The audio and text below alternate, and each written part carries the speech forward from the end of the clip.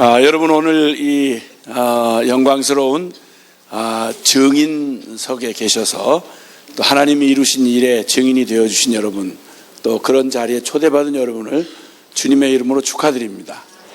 할렐루야. 여러분은 기적을 보고 계십니다. 아마도 재작년 말쯤 하반기쯤에 꿈으로 이야기를 했더랬습니다. 무너져가는 다음 세대를 향해서 우리가 할 일은 무엇인가, 그리고 이 거침없이 우리의 다음 세대를 집어삼키려고 도전하는 이 세상의 총체적이고 입체적인 도전 앞에 우리는 도대체 무엇을 할 것인가. 내 자식 하나도 감당하기 어려운 우리에게, 그저 자식 한둘 간신히 나서 그 한둘도 감당하기 버거워서 헉헉대는 우리에게, 그리고 고작 내 신앙생활 하나, 영적인 그 일도 감당하기 어려워 내 거룩 하나 지켜내기도 한계 상황에 부딪히고, 자식 돌아볼 겨를은 거의 없이 그저 그렇게 헐떡이는 우리에게 과연 이 세상을 향해서 이 다음 세대를 향한 우리가 할 일은 도대체 있단 말인가, 있다면 가능하단 말인가 하는 막막한 도전 앞에서 무언가 이 일을 그냥 앉아서 당할 수만은 없다. 무언가 해야 하겠다.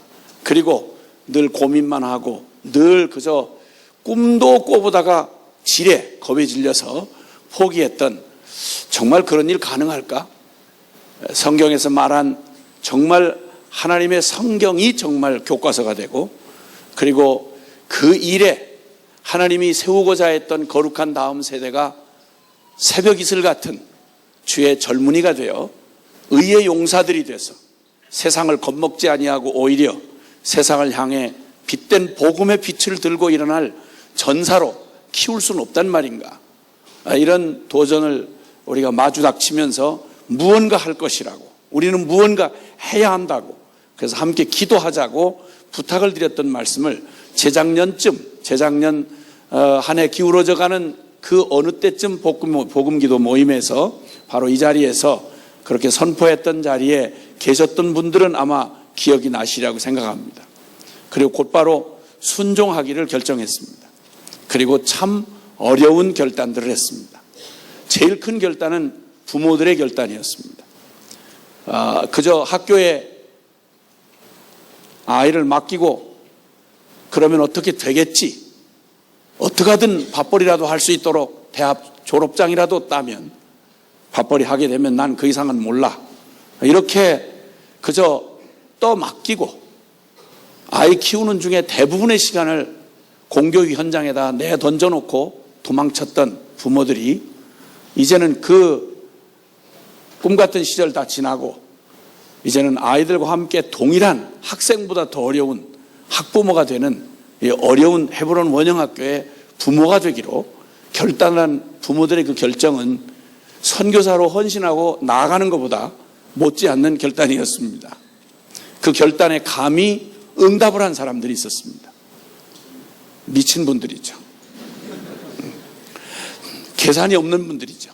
그리고 그 후에 아마 수도 없이 괜히 보냈구나, 여기는 보통 데가 아니구나, 살아서 못 나오겠구나, 뭐 이런 생각을 수없이 접었다 폈다 했을 부모님들에게 심심한 위로의 말씀을 드립니다.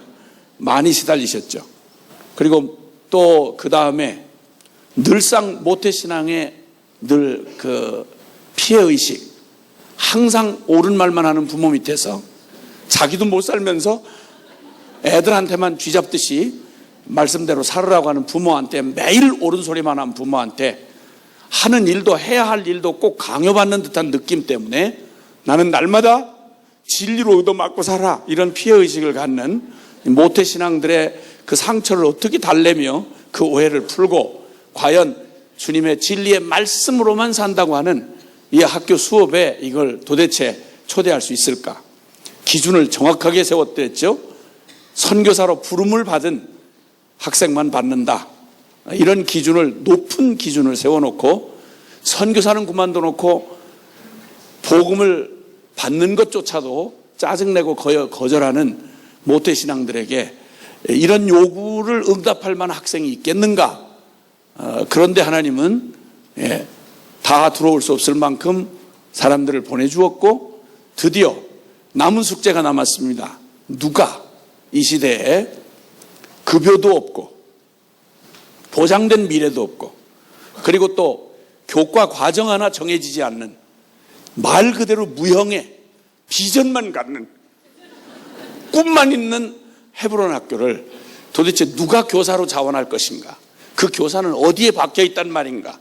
그리고 그런 교사가 백수로 있을 리는 없을 텐데 그 정도 능력을 가졌다면 그럴 텐데 누가 오겠나? 누가 앞길에 보장 없는 미래를 내어 던지고 보장 있는 미래를 내어 던지고 보장 없는 이 학교에 감히 교사로 헌신할 사람은 누구란 말인가? 그것도 출퇴근 시간이 있는 게 아니고 한번 들어오면 운명을 같이 해야 되는 제 뱃속에서 낳은 자식도 하루 종일 감당하기가 어려워서 학교에다 3분의 2의 시간은 다 학교에다 맡겨놓고 사는 부모들도 제 자식을 피할 파인데 남의 자식 끼어안고 그걸 내두룩 붙들고 앉아서 이 학교는 또 금방 졸업도 안 하는 학교 한번 들어갔다 그러면 초등학교 4학년부터 고2까지 주야장창 거기서 있어야 되는 학교 도대체 이 학교에 지원할 교사는 있겠는가? 모두가 꿈이었습니다. 그냥 꿈만 있었습니다. 그리고 꿈과 함께 하나님의 약속이 있었습니다. 보이지 않는 하나님의 약속을 그 말씀을 진리를 결론 삼아서 붙드는 이런 사람들이 없다면 그건 불가능한 일이었습니다. 그러면 그 학교는 어디서 하나? 물론 그것도 없었습니다. 대한민국에 많은 땅덩어리가 있고 집이 있지만 그냥 쓰려고 그러면 없던 주인도 나타나서 쌍심지를 켜고 그리고 내놓지 않습니다. 어디서 한단 말인가? 아무것도 없었습니다. 그리고 선포하고 드디어 그 겨울 모진 겨울이 지나갔습니다.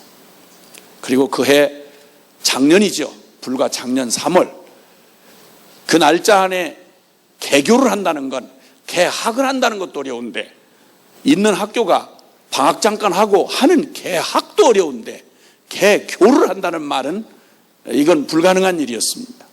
그런데 하여튼 하나님은 주님께서 하고 싶은 일을 행하셔서 드디어 학교를 시작하게 하셨고 모두 염려 가운데 지켜보는 적잖은 분들이 지켜보고 있었습니다. 과연 복음대로 가능한가? 그 영역도 복으면 된단 말인가? 라고 모두 다 의구심 어린 눈으로 그러나 한편 한 가닥 희망을 붙잡는 마음으로 기대하는 많은 분들이 지켜보고 있었습니다. 그리고 폐교의 자리에서 드디어 개교를 선언했고 드디어 예정된 선생님과 학생 그리고 부모들이 함께 참여하여 출발했습니다. 지나온 시간을 옆에서 구경하는 사람의 한 사람으로 그저 헤브론 학교에 제1소사가 있고 제2소사가 있는데 저는 그 중에 제1소사입니다. 일진으로 갔기 때문에 소사로서 옆에서 구경한 것만 해도 감격이었습니다. 한 가지 분명한 건 주님의 손길이 그칠 날이 없었습니다. 매 순간 주님의 손길이 임해야만 가능한 학교였습니다. 그리고 오늘 여러분이 잠깐 보신 이 아이들은 아주 평범하다 못해 그리고 상처가 많은 예수님 때문에 상처가 많은 모태신앙들입니다. 대부분이. 그런데 선교사로 부름을 확증하기까지 이 학교 오기까지 많은 고민과 갈등을 겪은 다음 나이 먹은 여러분도 선교사로 헌신하기 어려워서 은혜는 계속 받으면서도 계속 변하지는 않고 나가지는 않고 나이를 먹어서 인생을 한 절반 살고도 그 남은 절반이 아까워서 선교사로 헌신하기를 그렇게 주저하는 분들이 태반인데 근데 이 아이들은 이제 살아본 지 몇 년도 안 되고 남은 인생이 창창하게 남아있는데 이걸 선교사로 바쳐야 된다는 슬픈 주제 앞에서 그리고 그렇게 어려운 결단하고 나섰습니다. 그런데 감동이었습니다. 그들 자신의 고백입니다. 오늘 짧은 순간에 보여줬던 고백들은 그들 자신의 고백이고 그 고백을 이제 자신을 넘어 이번에 7개국 전세계 아우리치 전도 여행을 나가서 그들이 직접 수련회 강사가 됐습니다. 그들이 복음을 전했고 지금 고백한 대로 하나님이 일하셨습니다. 주님의 영광을 보는 일이었습니다. 성경에서 그런 일들이 일어날 거라고 주님 말씀하셨는데 젖먹이 입에서 나오는, 어린 아이의 입에서 나오는 찬미 소리를 주님이 온전케 하시고 어린아이들의 말을 권위 있게 주님 사용하시겠다던 주님께서 드디어 정말 그렇게 하셨습니다. 그리고 그 순종의 걸음을 걷고 복음의 싸움을 싸워가는 동안 하나님 그분이 승리하시는 그런 모습을 보았고 앞으로도 보게 될 것이고 또 계속 보게 될 것입니다. 할렐루야. 주님이 하셨습니다. 네. 그리고 우리는 이 영광에서 머물 수가 없습니다. 계속해서 이런 헤브론 원형학교가 전 세계 곳곳에 세워지기를 바라고 그리고 담대하게 주님의 복음과 운명을 같이 하며 또 그 길을 걷는 우리의 다음 세대들, 우리가 걸어간 길이 비척거리고 부끄러운 길이었지만 그러나 우리의 다음 세대들은 우리의 눈물의 기도를 먹고 그리고 우리의 실패를 디디고 서서 하나님이 밝히 보여준 진리의 길을 뚜벅뚜벅 걸어갈 수 있도록 우리 하나님께서 친히 그 일을 이루어 주실 것입니다. 우리 주님 살아 계십니다. 그리고 주님이 하셨습니다. 오늘 그 주님께서 다른 어떤 감격보다도 우린 지금도 현재형이며 우리는 또 앞으로 미래를 남겨놓고 있습니다. 그러나 확실히 한 가지 알 수 있는 것은 이제까지 모든 일들, 그게 실수든 성공이든 상관없이 우리는 실수를 두려워하지 않습니다. 실패는 더 이상 우리를 올가맬 수가 없습니다. 왜냐하면 내 안에 주님이 계시기 때문입니다. 그리고 주님은 우리를 완전한 자로 부르시지 아니하시고 불가능한 자를 불러 내가 아니요 오직 내 안에 그리스도가 사시는 이 신비한 당신의 생명의 복음으로 우리를 부르셨기에 이 믿음으로 사는 길을 부르셨기에 우리는 믿음에서 믿음으로 나아가는 이 길을 걸어 나아갈 것입니다. 감동이 되고 감격이 됩니다. 하나님 우리와 함께 하십니다. 그를 믿는 누구도 실망시키지 아니하시는 주님이십니다. 아니 서로 우리가 주님을 실망시키고 그리고 어쩌면 가던 길 무서워서 도망치는 일이 있다 하더라도 우리 주님 그 손에서 우리는 결코 벗어날 수 없습니다. 하나님의 사랑이 이길 것입니다. 오늘 그 주님을 찬양합니다. 그리고 주님의 그 영광을 함께 보시는 여러분이 증인이 되어주시길 바랍니다. 더 많은 기도가 필요합니다. 이제까지의 싸움보다 더 거센 싸움이 우리를 기다리고 있습니다. 그리고 이 우리의 다음 세대들이 나아가 맞부딪혀야 할 온 세계는 마지막 발악을 하고 있는 곳입니다. 이들을 주님께서 내가 너희를 세상에 보냄이 양을 이리 가운데 보낸 것 같다. 주님 말씀하셨습니다. 한가한 길 보내시는 거 아니고 화려하고 창창한 미래가 있는 게 아닙니다. 처절한 싸움이 있을 것이고 그리고 거기서 오직 주님만이 승리하게 하시는 주님의 권능만이 이기게 하시는 아주 치열한 전투 현장이 될 것입니다. 그러나 우리는 압니다. 최후의 승리를 우리가 알고 있고 확신하는 것입니다. 복음은 승리합니다. 주님은 우리의 승리가 되어주시는 분이십니다. 그 주님이 우리 모두 여기 계신 한 분 한 분과 오늘 동일하게 함께 계심을 믿는 분만 아멘 합시다. 옆에 계신 분에게 좀 축복합시다. 주님이 당신과 함께 하십니다. 아멘. 아멘. 주님이 함께 하십니다. 아멘. 아멘. 자, 우리 이번 전투에 같이 또 승리하고 돌아온 우리 헤브론 원형학교 학생들을 위해서 얼마나 격려의 힘찬 박수 한번 주시면 좋겠습니다.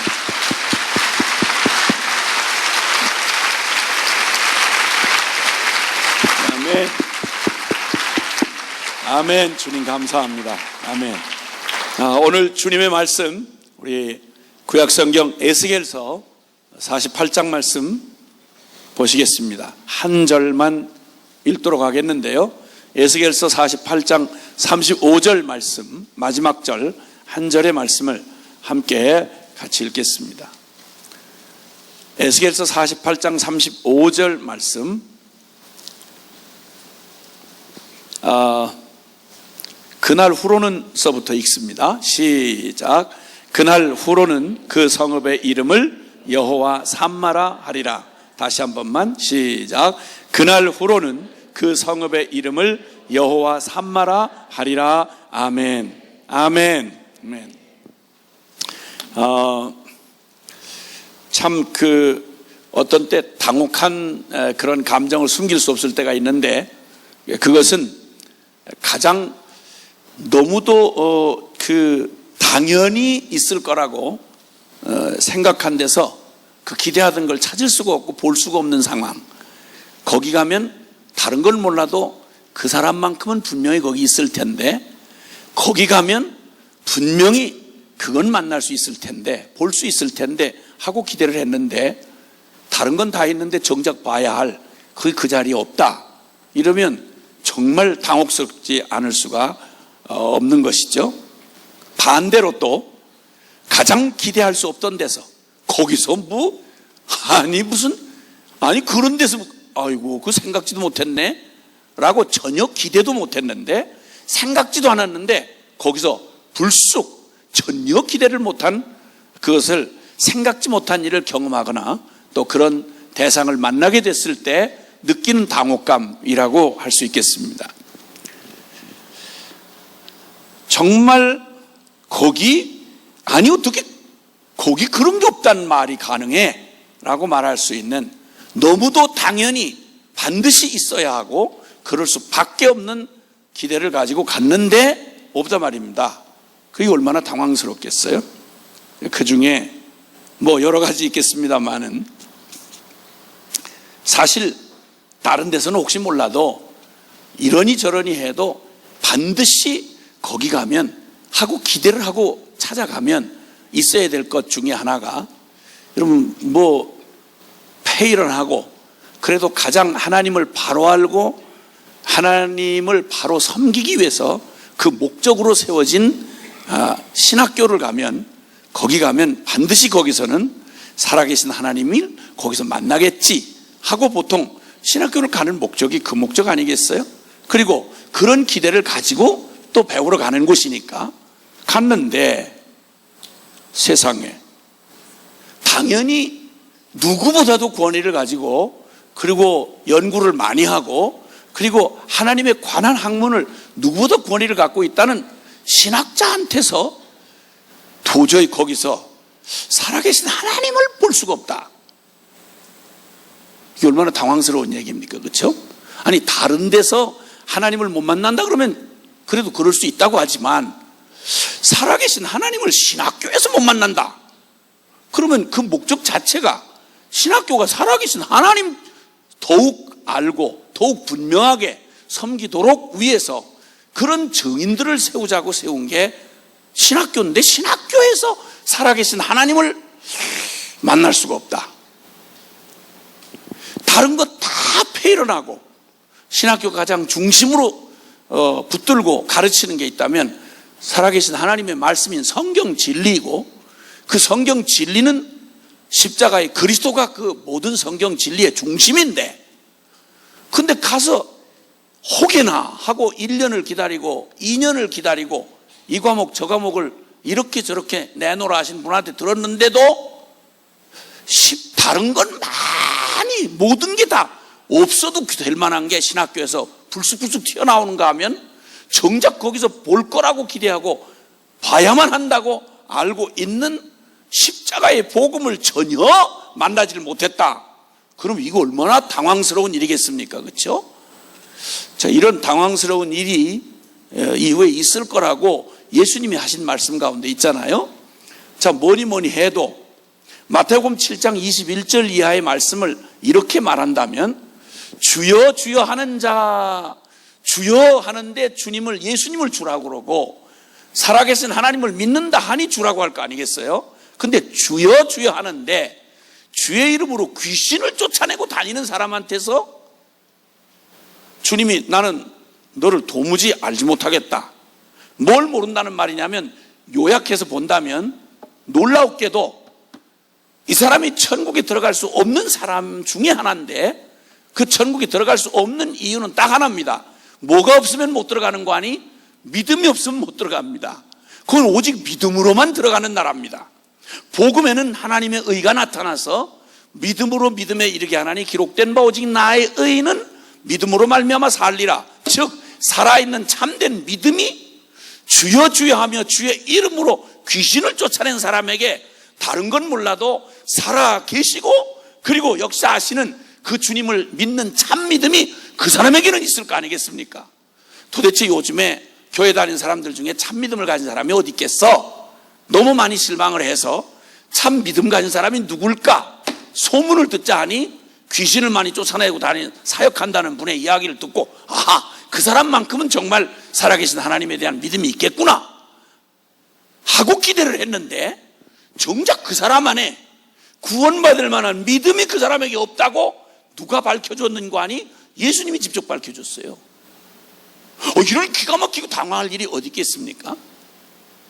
거기다 주여 주여 하면서 주의 이름으로 많은 권능을 행했고 주의 이름으로 선지자 노릇을 한 분에게 가서 살아계신 하나님에 대한 구원받을 만한 진정한 참 믿음을 그걸 좀 배우려고 보려고 갔는데 없단 말입니다.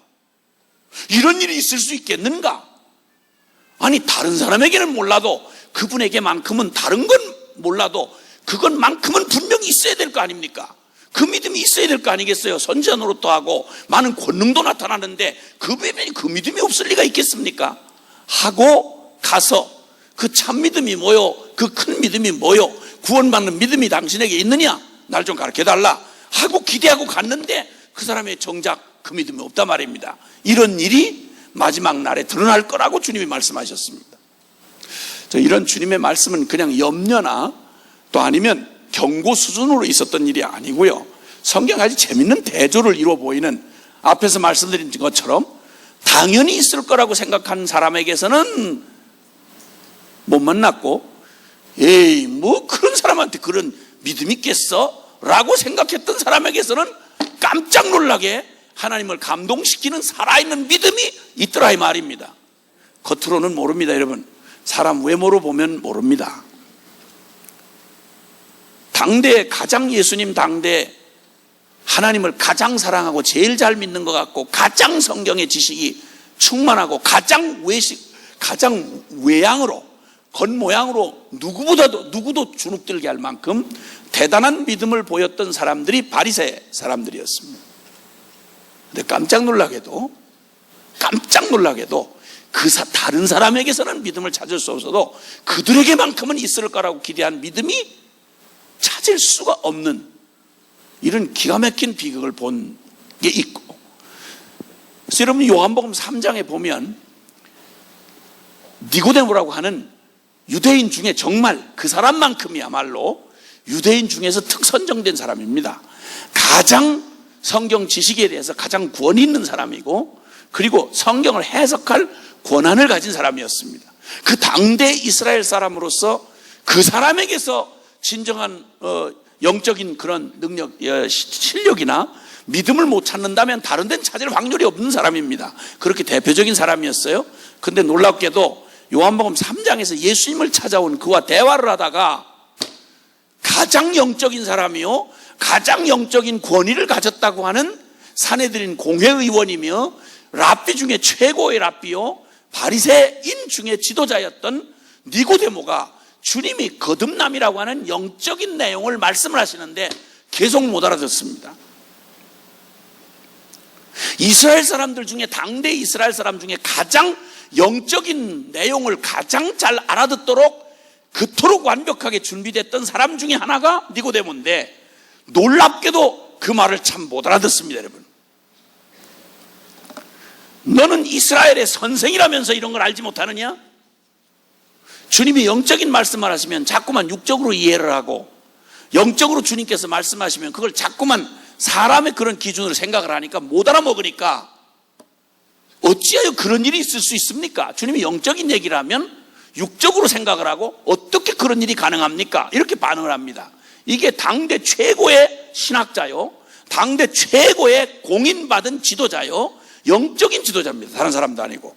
그런데 그에게서 만약에 영적인 걸 못 알아듣는, 영적인 걸 알아들을 수 있는 지각이 없다면 도대체 그보다 못한 이스라엘 사람 누구에게서 도대체 영적인 이 어려운 말을 누가 알아듣겠습니까? 니고데모가 못 알아듣는 영적인 얘기를 누가 알아듣겠냐 말입니다.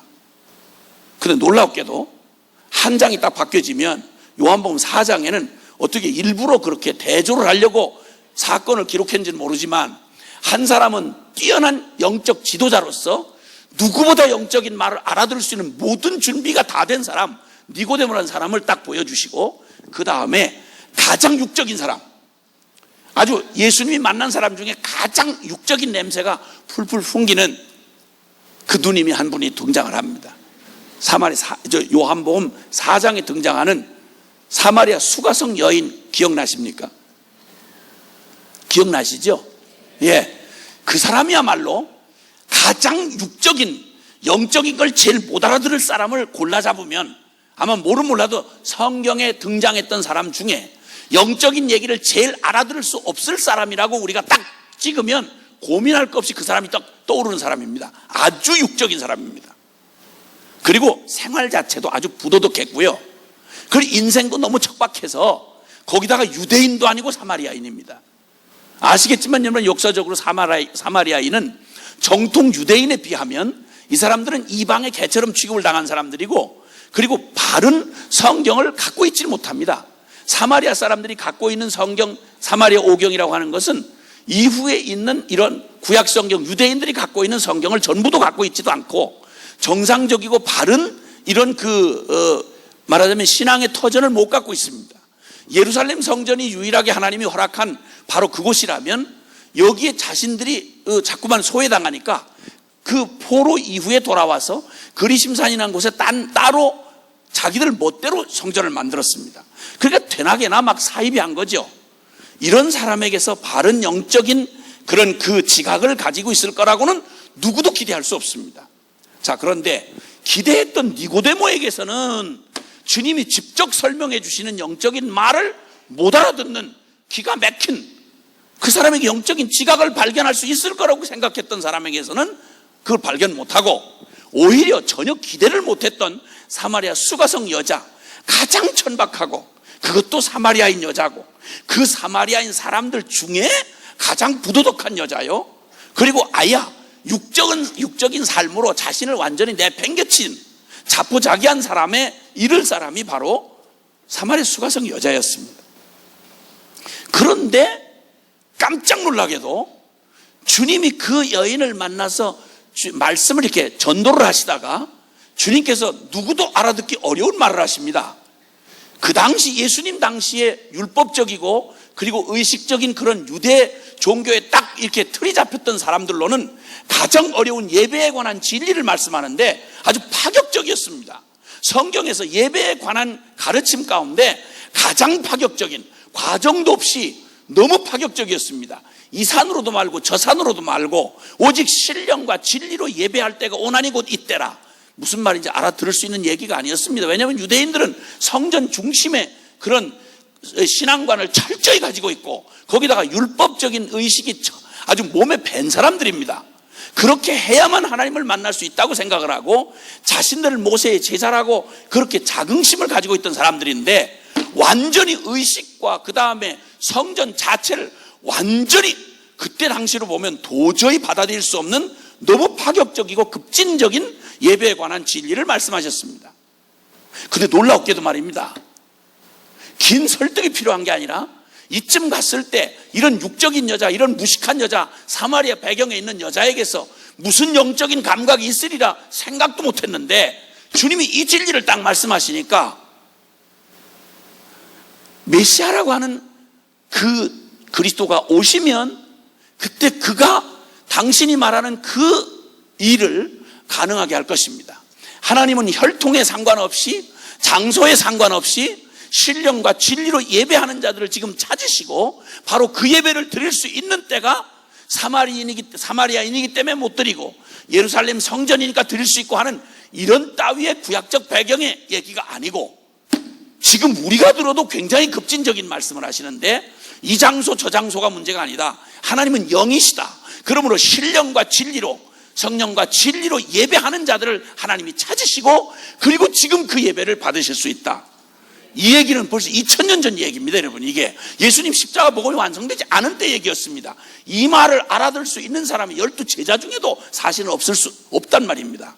그런데 이 천박한 여자, 기대할 수 없었던, 인간 입장에서 보면 불가능했던 사마리아 수가성 여자가 메시아라고 하는 그리스도가 오시면 그때 그분이 우리에게 다 모든 걸, 이 불가능해 보이는 이 일을 말씀하신 당신의 이야기 비밀을 우리에게 알게 해주실 겁니다. 결론은 메시아에게 달려 있습니다.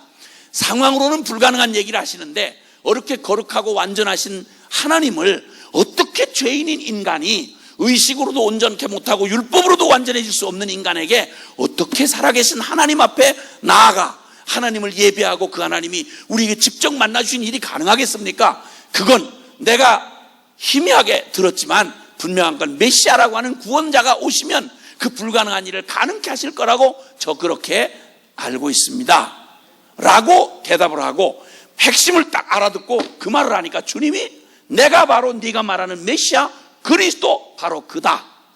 여러분, 이렇게 하니까 더 길게 우물쭈물할 겨를이 없었습니다. 그 말을 딱 듣는 순간 그냥 완전히 뒤집어진 채로 누구도 못 말리도록 수가성 전체를 뒤흔들어 놓았습니다. 내가 메시아를 만났다. 하나님을 우리가, 죄인된 우리가, 부를 수도 없는 죄인인 우리가 살아계신 하나님의 임재 안에 나아가서 예배할 수 있는 길을 말해준, 바로 그 일을 해결해 준다고 하시는 메시아 구원자가 바로 내가 만난 그분이다 라고 외쳤습니다. 전혀 기대할 수 없는 곳에서 하나님의 이 영적인 진리를 알아듣고, 그리고 그 주님을 메시아라고 증거하는 일이 여러분 대단한 성경 실력을 가지고 있다거나 대단한 신학적인 지식을 갖고 있거나 굉장히 거룩한 삶을 살아서 모든 이게 공인된 사람에게서 일어난 일이 아니고, 기대했던 니고데모는 진짜 못 알아듣고, 그리고 전혀 기대하지 못했던 이 그냥 영적으로 보면 젖먹이 수준도 안 되는 이 천박한 여인, 육적인 여인, 누구도 기대할 수 없었던 그 여인에게서 메시아에 관한 주님의 선포를 그대로 아멘하고 받아들이고 이걸 알아듣는 일이 일어나고, 수가성의 메시아를 증거하여 수가성 사람들이 다 예수님께로 달려 나와서 나중에 말합니다. 여자여, 네 말 듣고 우리가 아니라 저분에게서 직접 듣고 우리가 그를 믿게 되었다고 말하는 놀라운 역사가, 수가성 전체를 뒤흔드는 역사가 기대도 전혀 할 수 없었던 여인에게서 일어났습니다. 여러분, 기대했던 곳에서 찾아볼 수 없고 가장 기대할 수 없은 데서 생각지 못한 일을 경험하는 이런 일들이 바로 성경에 이렇게 나타나 있습니다. 누가복음 18장과 19장도 재밌는 대조를 이루는데요, 사실 누가복음 18장에는 예수님이 만난 사람 중에 가장 영생을 얻기에 합당한 믿음을 가지고 있을 거라고 생각되는 가장 완벽해 보이는 청년 하나가, 젊은 부자 관원 청년이 예수님을 찾아왔습니다. 그리고 그가 그토록 간절하게 하나님 나라를 사모하면서 율법을 어렸을 때부터 지켜온 사람입니다. 누가 봐도 모범 청년입니다. 이만한 영적인 갈망을 가지고 있는 사람 찾아보기 어렵습니다. 근데 놀랍게도요, 예수님께서 영생을 얻는 길을 바로 코앞에 딱 내주니까 그 사람 누구도 이 사람 돈에 미친 사람이라 생각할 수 없는 정말 대단히 모범적이고 도덕적인 사람이었고 율법적이고 열정적인 사람이었습니다. 그런데 그는 구원을 얻을 만한 믿음이 미안하게도 그에게서는 없었습니다. 그 사람 그토록 율법 지키고 그렇게 예배 열심히 드리고 그렇게 기도 열심히 하고 그렇게 영생을 구하고 남이 보기에 부담을 느낄 만큼 거룩한 생활을 한다고 했던 그에게 정작 있어야 할 영생 얻는 믿음이 없고, 그는 돈과 영생 사이에서 돈 쪽으로 엎어져서 떠나간 너무너무 기가 막히고 안타까운, 다른 건 몰라도 그 사람에게서는 구원을 얻을 만한 믿음을 그 사람에게서는 볼 수 있을 거라고 기대했던 그 사람이 믿음이 없단 말입니다. 근데 이 사람 입장에서 인간 취급도 안 하는 세리장 삭개오가 바로 그 다음 장에 등장합니다. 19장에. 이 사람에게만큼은 돈에 미친 놈이었습니다. 양심도 민족도 다 팔아먹은 사람이었습니다. 그 사람에게 거룩한 믿음이니 뭐 천국 갈 믿음이니 상상도 생각도 할 수 없는 바로 그런 사람이었습니다. 그런데 놀랍게도 주님이 만나서 긴 설득하지 않았습니다. 그런데 놀랍게도 다른 사람들은 상상도 못할 그 인간, 죄인의 대명사였던 세리였고 세리장이었습니다. 인간 양심 팔아먹고 아주 파렴치한 인간이었습니다. 그의 평생 살아온 게 죄뿐이었습니다. 모든 이가 죄인이라고 말하기에 주저없이 말할 수 있는 사람이 삭개오입니다. 그런데 누가 삭개오의 가슴에 천국을 향한 목마름과 그리고 천국을 소유할 만한, 영생을 소유할 만한 믿음이 있을 거라고 누가, 어떤 놈이 감히 짐작이나 할 수 있겠습니까?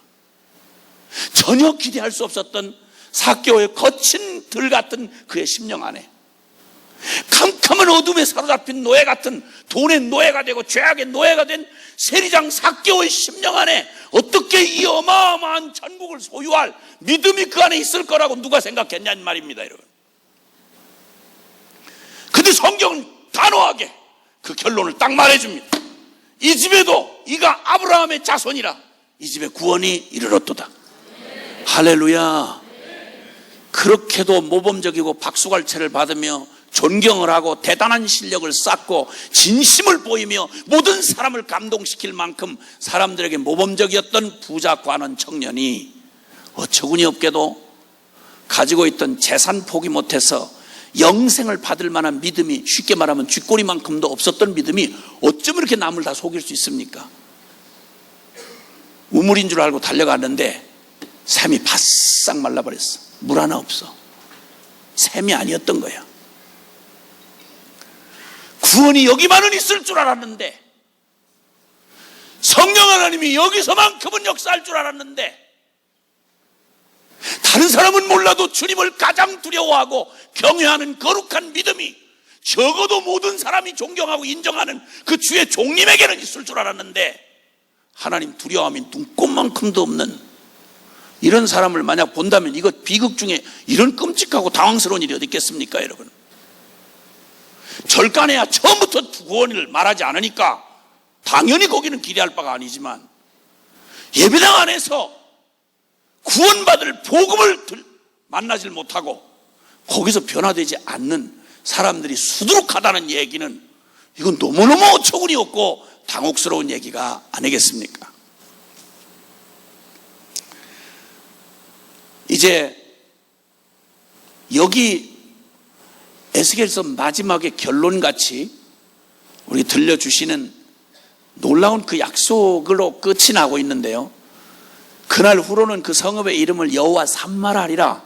그 여호와 산마라는 뜻이 여호와께서 거기 계신다, 이런 말입니다. 근데 사실은 이 말을 하게 되는 이 배경은 아시겠지만 에스겔은 선지자 노릇을 하되 참 비운의 선지자입니다. 말하자면 선지자라고 할 수 있는 근거가 되려면, 여러분 그래도 뭐 교회도 있고 성전도 있고 뭐가 제대로 뭐가 갖춰져서 돌아갈 때 얘기지, 제사장은 제사 드릴 때 제사장이 필요한 거고, 그것도 뭐 하나님 이름이라고 하는 명분이 남아있을 때 얘기인데, 하나님 백성이라는 명분이 남아있을 때인데, 역사적으로 완전히 하나님 거역하다가 완전히 거덜이 나가지고 하나님 말씀의 저주와 심판대로 그대로 망하고 이스라엘 나라가 지구상에서 사라졌습니다. 이름도 사라졌고 성전도 없어져 버렸습니다. 그리고 제사를 드릴 때도 없고 무슨 성경 공부를 할 때도 없는데, 성경은 제사장은 왜 필요하며 레위인은 왜 필요하고, 선지자는 뭐 이제 다 끝나서 다 포로로 가서 이제 바벨론 포로가 다 흩어져 버렸는데 그 다음에 무슨 뭐 필요할 게 있겠습니까? 그런데 이 에스겔이 그 포로로 끌려가서 그 망할 때에, 이스라엘이 망하고 성전이 회파될 때 하나님의 영광이 성전을 떠나가는 것과 동시에 이스라엘은 지구상에서 모든 이제 이스라엘에 대한 그 모든 하나님의 축복과 약속이 끊겨졌습니다. 그리고 이방 땅에 가서 이젠 정말 아무런 그 이스라엘 공동체를 묶어줄 아무것도 남아있지 않을 때 그냥 홀로 주님 앞에서 그냥 주님이 부르신 주님만 알고 부름받은 자기만 아는 겁니다.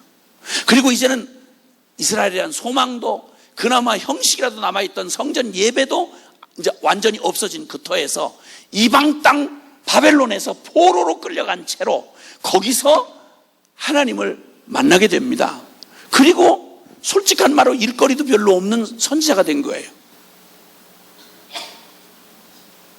직책은 있는데 책상은 남아있는데 일을 안 주는 걸, 이런 걸 보통 회사에서는 자르려고 할 때 대기발령을 시킵니다. 이렇게 그러니까 책상 주는데 일을 안 주는 거죠. 그 월급은 또박또박 나오고 못 견뎌요. 그래서 제 발로 사표 내고 나가도록 이렇게 보통 할 때 잔인한 방법으로 쓰는 게 그런 식으로 하지 않습니까? 선지자인데 서글픈 사람이었습니다.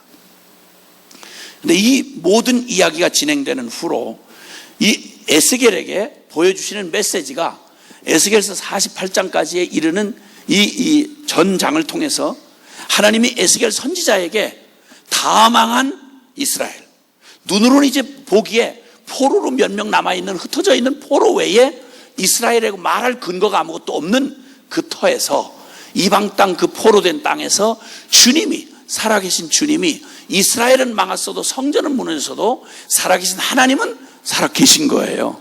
그 하나님이 당신의 그 계시를, 이 말씀을 이 선지자에게 들려주시는데, 그 들려주시는 말씀이 여기 사실 에스겔이 전체 처음부터 끝까지 그가 보아왔던 바벨론 포로 25년 동안 환상을 통해서 주님이 이스라엘의 죄로 인해서 그 무너진 그 성전, 거기 예루살렘 성전을 하나님이 영광이 떠나시는 걸 환상을 통해서 보여주셨어요. 그리고 이제는 이스라엘이 끝이 난 거죠.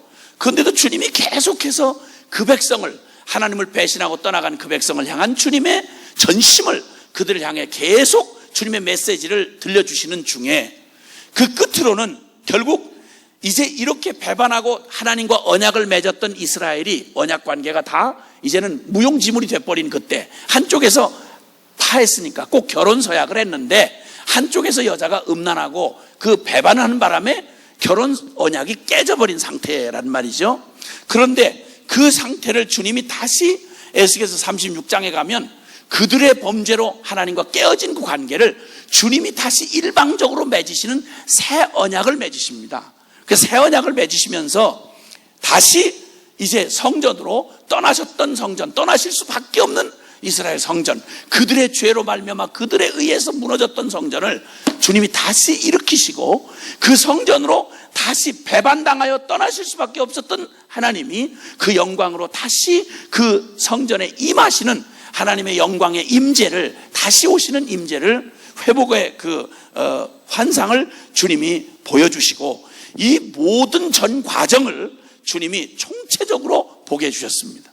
왜 망할 수밖에 없었는지, 왜 하나님이 함께 할 수 없는지, 그들이 이렇게 망한 이스라엘의 존재적이고 운명적인 그들의 처지가 왜 그렇게 결심을 하고 율법을 받고 그렇게 체험을 해도 기적을 보아도 변할 수 없었는지를 이 역사의 실예를 들어가면서 처절하게 철저하게 말씀을 해주시고, 그러니 이제는 너희에게서는 구원이 소망이 없다, 너희 존재로서는 이제 구원받을 희망이 없다, 고로 이제는 내가 일어나 하나님 스스로 이 구원을, 하나님만이 이루셔야 하는 은혜의 구원을 내가 친히 이루리라. 그래서 구원이란 말은 우리의 어떤 종교적인 노력에 의한 결과가 아니고, 구원이란 성경이 말하고 인류를 구원할 진정한 거짓되지 않은 참된 구원의 복음은 다른 복음이 아니고 인간 우리가 노력을 해서 어느 지경에 이르러 그 구원에 도달하는 구원이 아니라, 행위 구원이 아니라, 율법을 지키고 공덕을 쌓고 선행을 하면, 면죄부를 사고 노력을 하면, 기도를 많이 하고 성자의 공덕을 의지하면 구원을 받는다고 하는 캐토릭이 짓밟고 변질시켜버린 이런 이상한 성경을 이용해서 그냥 거짓으로 팔아먹은 타락한 캐토릭의 교리가 결코 성경이 말하는 교리가 아닌 것에 대하여 에스겔서는 총체적으로 이미 성경 전부가 하는 말씀을 분명히 말씀하고 있단 말입니다. 아멘. 종교개혁 때 갑자기 생겨난 진리가 아니고요, 이미 하나님이 주신 성경은 구약부터 신약까지 인간을 구원하는 죄인된 인간의 이 멸망할 수밖에 없는 인간을 구원하시는 유일한 구원은 하나님의 신적인 권능이, 주님이 우리의 행위와 상관없이 전혀 우리가 구원받을 수 있는 소망이 없는 우리에게 하나님이 거저 베풀어 주시는 하나님의 일방적인 권능으로 우리를 구원해 주시는 것 외에는 구원의 소망이 없다. 이것이 성경이 그토록 외치는 바로 우리 인류를 구원하실 유일한 구원인 것입니다. 이 구원을 에스겔을 통해서 총체적으로 보게 해주셨습니다. 그리고 결론을 말씀합니다. 희망을 던져줍니다. 가장 하나님이 함께 있을 수 없었던 터가 전 지구상에서요, 한 터를 딱 뽑아가지고 거기다 성전을 지켜야 한 데가 예루살렘 성전이었습니다. 아시죠? 전 지구가 동그라니까 지구 어디가 중심이라고 말할 수는 없습니다. 다 우리 서 있는 데가 중심입니다. 좀 감사하게도 각이진 지구였더라면 중심이라고 말할 놈이 따로 있었을 텐데, 공평하시게 주님은 어디도 중심이라고 할 수 없도록 다 우리가 소리 지르는 놈이 다 서 있는 데가 다 중심이 되도록 동그랗게 해놓으신 게 얼마나 감사한지 모르겠어요. 지구를 동그랗게 만들어 놓으셨어요. 그런데 그 동그랗고 모두가 다 중심이 될 수 있는데, 하나님이 중심으로 삼으신 데가 어딘고 하니 예루살렘 성전터입니다. 그 터를, 거기를 왜 지정을 해 놓으셨느냐, 뭐 지정학적으로 거가 위도상으로 중심이라 이런 게 아니고, 주님이 거기를 삼으셨던 두 가지 뚜렷한 역사적인 사건이 있습니다.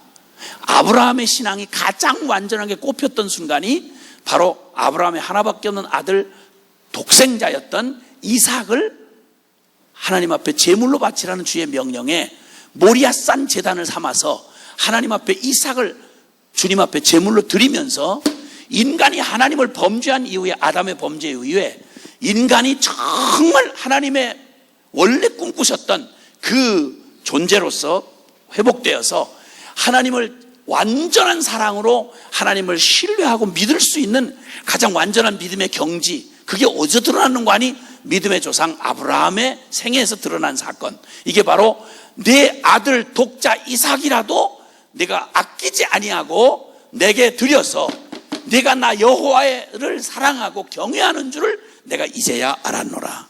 중심의 가장 전 존재를 건 믿음이 표현된 자리가 저 모리아산 이삭을 제물로 바치려던 바로 모리아 제단이었지 않습니까? 바로 그 자리.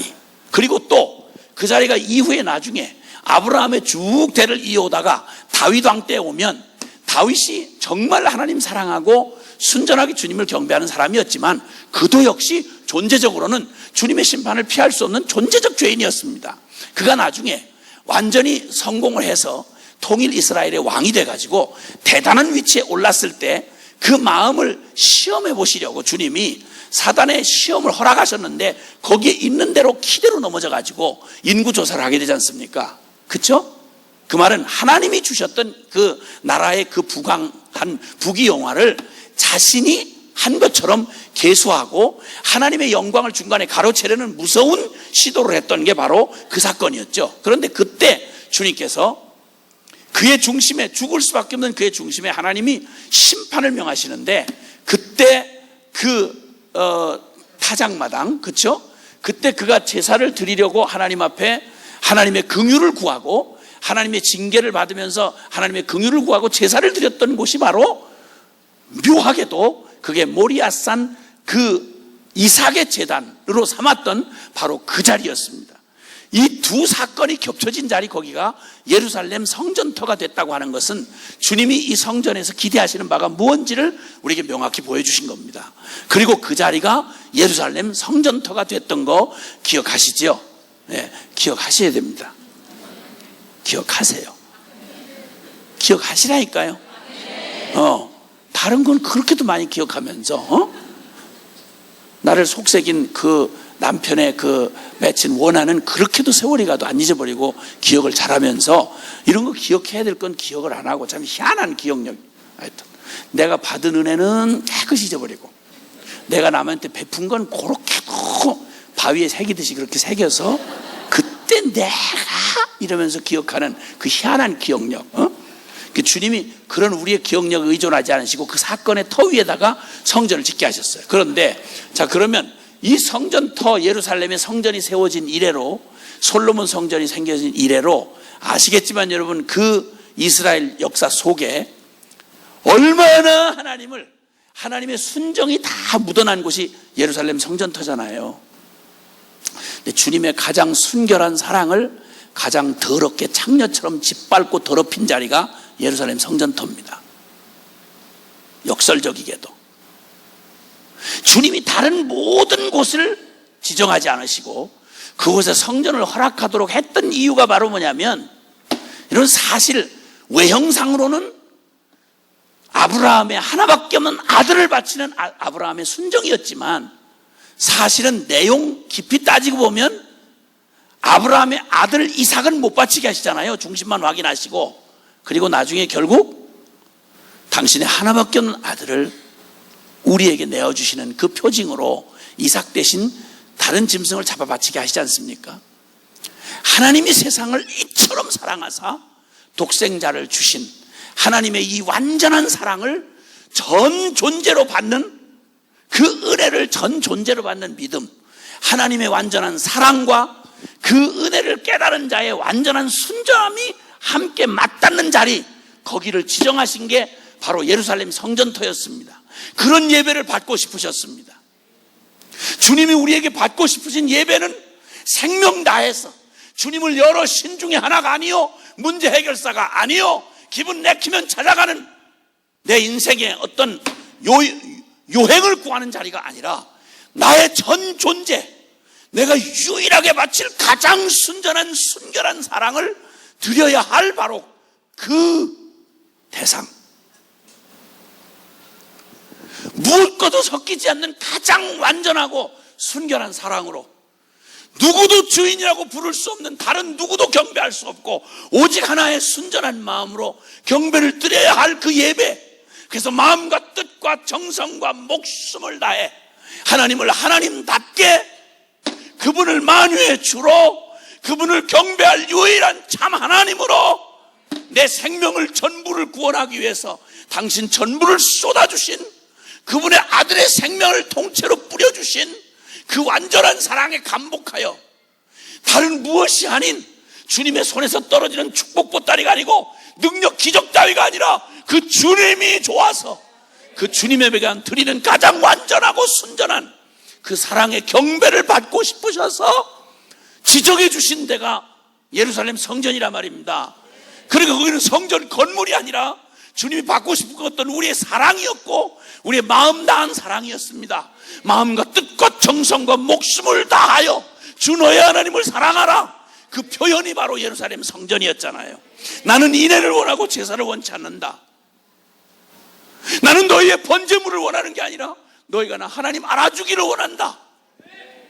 이게 주님의 살아계신 인격이신 주님이 우리와 교제하고 싶어 하시는, 우리에게서 받고 싶어 하시는 예배였습니다. 그러니까 주님이 수많은 부자들의 그저 체면치 예산 갖다 놓는 어마어마한 거액의 헌금이 그를 감동 못 시켰고, 과부의 엽전 두립 생활비 전부를 건 의지할 데 없는 과부가 살아계신 하나님을 아버지 하고 부르면 진짜 아버지요, 진짜 신랑이요, 그의 전 존재가 달려있는 그 마음을 표현하며 엽전 두립을 헌금통에 과부가 넣으니까 예수님이 감동을 하시면서 가장 많은 헌금을 하였느니라. 아멘. 여러분, 이렇게 주님의 완전한 우리를 사랑하는 사랑이 그리스도의 피값으로 쏟아부어 준 자리, 그리고 그 사랑을 받은 사람들의 생명다한 헌신과 그리고 감격의 사랑에 경배가 드려지는 자리, 그게 바로 예배여야 하고 그게 바로 예루살렘 성전이어야 했습니다.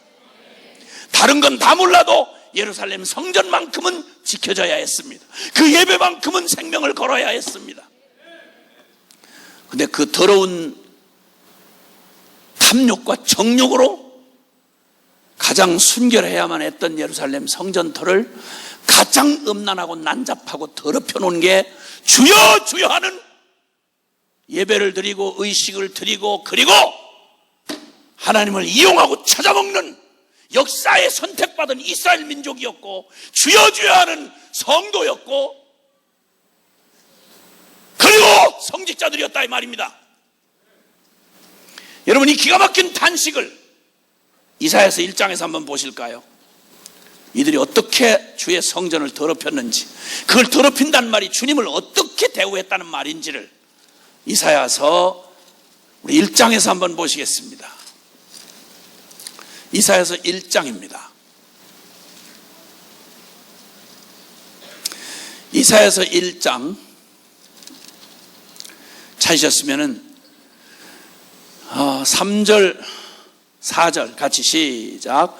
소는 그 임자를 알고 나귀는 그 주인의 구유를 알건만은 이스라엘은 알지 못하고 나의 백성은 깨닫지 못하는도다 하셨도다.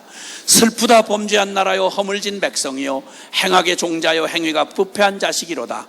그들이 여호와를 버리며 이스라엘의 거룩하신 일을 만홀히 여겨 멀리하고 물러갔도다. 여러분, 주여 주여 하는 이스라엘 백성, 현실적으로 지금 예루살렘 그 솔로몬 성전이 금으로 쌓아바른 세계 7대 불가사의 중에 하나인 건물이 지금 성전이 건물로 딱 버티고 있습니다. 그리고 대내외에 이 이스라엘 사람이라고 유대 백성이라고 하는 이 사람들은 대내외에 여호와 하나님을 섬기는 그런 아주 특별하고 아주 특이한 여호와 종교의 중심에 서 있는 사람들입니다. 그러니까 아예 대표적이죠. 근데 그들이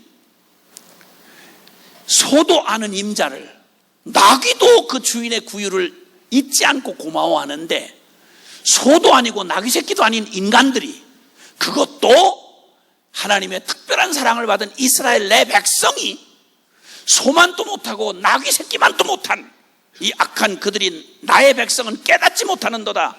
슬프다 범죄한 나라요 허물진 백성이요 행악의 종자요 행위가 부패한 자식이로다. 그들이 여호와를 버리고 이스라엘의 거룩한 자를 만홀히 여겨 멀리하고 물러갔도다. 이렇게 말하니까 아야 예배당 다 똥칠하고 예배고 뭐고 다 말아먹었다 이렇게 생각하십니까? 아니요. 예배 거창하게 드리고 있었습니다. 대단하게 폼 잡고 말씀 읽고 있었습니다. 여러분, 행사 절기 빠짐이 없었습니다. 화려하고 멋진 종교의식 아주 끝을 이었습니다. 끝이 없이 이어져 갔습니다.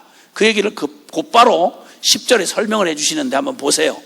겉으로는 그렇게 완벽하고 와 부흥이다, 굉장하다, 대형교회 많다, 와 예배 굉장하다 이렇게 말하던 때에 주님이 보는 영적인 모습이 어떠했는지를 한번 귀를 열고 들어보자 이 말입니다.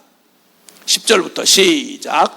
너희 소돔의 관원들아 여호와의 말씀을 들을지어다. 너희 고모라의 백성아 우리 하나님의 법에 귀를 기울일지어다.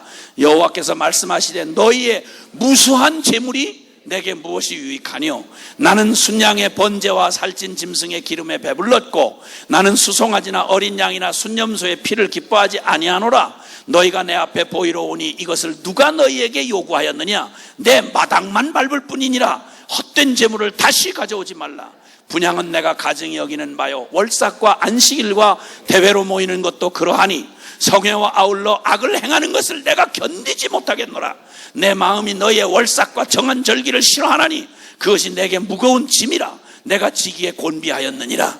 너희가 손을 펼 때에 내가 내 눈을 너희에게서 가리고 너희가 많이 기도할지라도 내가 듣지 아니하리니 이는 너희의 손에 피가 가득함이라. 아멘.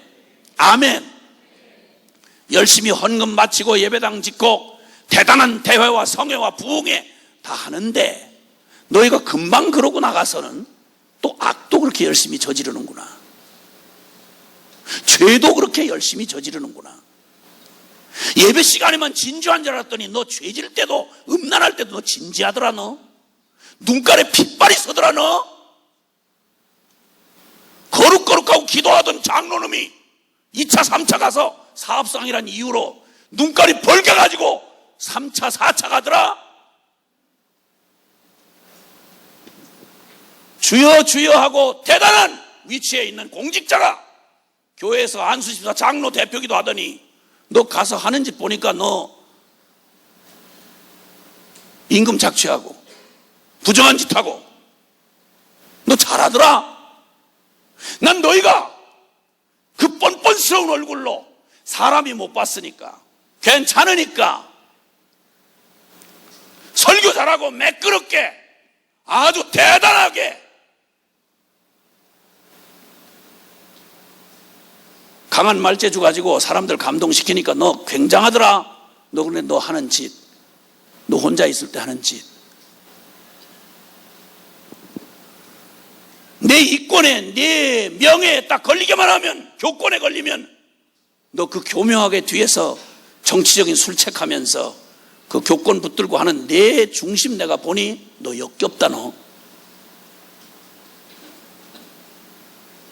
내 마음이 너희의 월삭과 정한 절기를 싫어한다. 뭐 이런 이유, 저런 성회, 저런 부흥회, 저런 세미나 나 정말 지겹다. 안식일, 대회, 성회, 헛된 재물 다시 가져오지 말아라. 그 생색내고 나팔 부는 재물 제발 가져오지 말아라. 분향은 내가 가증히 여기는 바요, 대회와 성회와 아울러 악을 행하는 것을 내가 견디지 못하겠노라. 사랑하는 여러분, 다른 데는 몰라도요, 아까 말씀드렸잖아요, 거기만큼은 범하면 안 되는 곳이 있잖아요. 그렇죠? 거기는 선을 넘지 말아야 되는 데가 있잖아요. 사람이 아무리 갈등을 가지고 서로 어렵게 살지만 서로 간에 지켜야 될 대의가 있잖아요. 여기만큼은 넘지 말아야 될 선이 있잖아요. 그러면 적어도 주님이 그토록 순수하고 순전하게 기대하시던 제사에 여러분 끊임없이 따라붙는 게 뭐냐면, 피 없이는 제사를 못 드려요. 그 피가 뭘 말하는 건지 아시잖아요. 에? 거룩하신, 존재적으로 거룩한 하나님이 우리 존재적으로 나올 수 없는 우리를 받기 위하여 끊임없이 그 제단의 피가 마르질 않았어요. 피가 끊임없이 마르질 않았다고요. 그 향연, 향단의 향연이 끊임없이 그치질 않았어요. 성전 안에 꺼지지 않는 불들이 있잖아요. 그 불을 끄면 안 되는, 그 계속 흐르는 피가 뭐요? 거룩하신 하나님과 우리 사이에 하나님이 우리를 너무너무 사랑하시니까 도저히 우리와 함께 할 수 없는 우리를 당신과 함께 하기 위하여 주님의 가장 중심을 끌어내어 그분이 쏟으신 피값을 치르셔야 우리와 함께 하겠기에, 주님의 가장 사랑하는 순정이 녹아밴 게 제사의 가장 중심이 되는 희생 번제 아닙니까 여러분? 피 없이는 주님 앞에 못 나가거든요. 우리를 만나기 위해서 주님이 대가를 지불하시는 게 피값이란 말입니다. 피값. 그런데 주님의 이 피값으로 치러서 가슴을 펼쳐놓고 당신의 순정을 내보이시는 하나님 앞에 가서 그 더러운 손으로, 그 음란한 손으로 주님의 가슴을 확 핥히는 거죠. 그 탐욕으로 더럽히는 거죠. 가장 견딜 수 없는 모습이죠. 그러니까 주님이 예루살렘 성전을 나중에 경고를 무수히 경고를 하시는데도 이 경고를 할 때가, 여러분, 이게 성전이 망가지기 전 한 200여 년 전입니다. 이때부터 계속 주님이 이제 성전 그러면 내가 같이 할 수가 없다. 너희가 계속 그렇게 더럽히면 난 같이 할 수가 없다. 성전이기 때문에 못 무너뜨린다, 이런 얘기 하지 말아라. 거룩하신 하나님에게 거룩을 포기하라는 말은 하나님을 포기하라는 말이다. 그러니 돌이켜라, 회개해라. 간곡하게 가슴 저미는 회개를 촉구했지만, 촉구하는 주님의 심장으로 부르는, 사랑하는 자들을 부르는 주님의 그 애타는 심장이 되어 부르는 선지자들을 한결같이 죽였습니다. 한결같이 죽이고 악행을 그치지 않습니다. 그러다 결국은 바벨론의 포로에 의해서 그들이 끝까지 우상 섬기듯이 믿었던 믿음, 하나님의 성전은 안 무너질 거야, 예루살렘은 괜찮을 거야. 왜? 뭐 개떡같이 믿어도 우리 그래도 다 예배당이 다 하나님 이름으로 진 예배당인데 뭐 다 우리 하나님 다 믿는다고 우리가 다 복음으로 고백하는데 뭐 망할 리가 있겠어? 이상한 믿음, 하나님을 믿는 게 아니라 종교적 위안을 믿는 그들의 믿음이 헛된 것임을 주님 역사에 드러내시고, 그 배신당하고 더럽혔던 그 자리를 완전히 초토화시켜 버렸습니다. 예루살렘 성전은 더 이상 회복될 소망이 없이 완전히 더럽혀진 채로 그냥 초토화시켰습니다. 바벨론 군대에 의해서 완전히 짓밟히고 돼지피가 뿌려졌습니다. 이렇게 하면 끝난 곳입니다. 거기를 다시 건들면 가라앉았던 분노도 다시 일어날 곳이잖아요. 그죠? 다른 데는 몰라도 예루살렘 그 자리는 성전이 다시 세워질 수 없는 자리죠. 왜냐하면 거기야말로 가장 완전한 배신과 가장 주님에게 아픔을 드렸던 자리 아니에요. 가장 기대를 하셨는데, 가장 모든 정성을 쏟았는데 더럽힌 자리니까 그 자리야말로 가장 하나님이 증오해야 할 자리 아니겠어요? 그런데 주님이 여기 지금 마지막 그 예루살렘을 떠나셨던 하나님의 영광이 떠나는 걸 환상으로 보여주셨거든요, 에스겔한테. 그러니 에스겔은 소망이 없는 거죠, 더 이상. 예레미야도 그 비참한 운명을, 망하는 조국의 망하는 현실을 보고 비참한 눈물에 눈이 상한 채로 결국 끌려가 순교당하고 죽었습니다.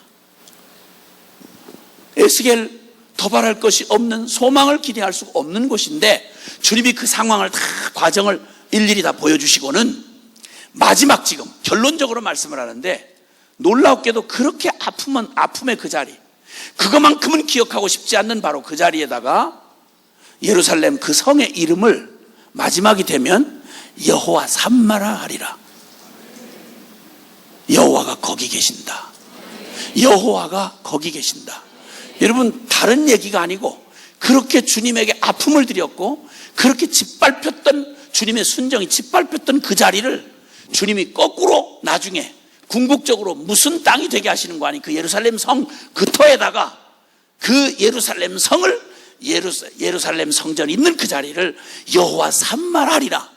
하나님을 다른 데서는 몰라도 거기만큼은 하나님을 기대할 수 없었던 그 자리를 하나님이 거기 계셔 라고 말할 수 있는 그런 놀라운 주님의 마지막 약속을 하고 에스겔서가 마쳐집니다.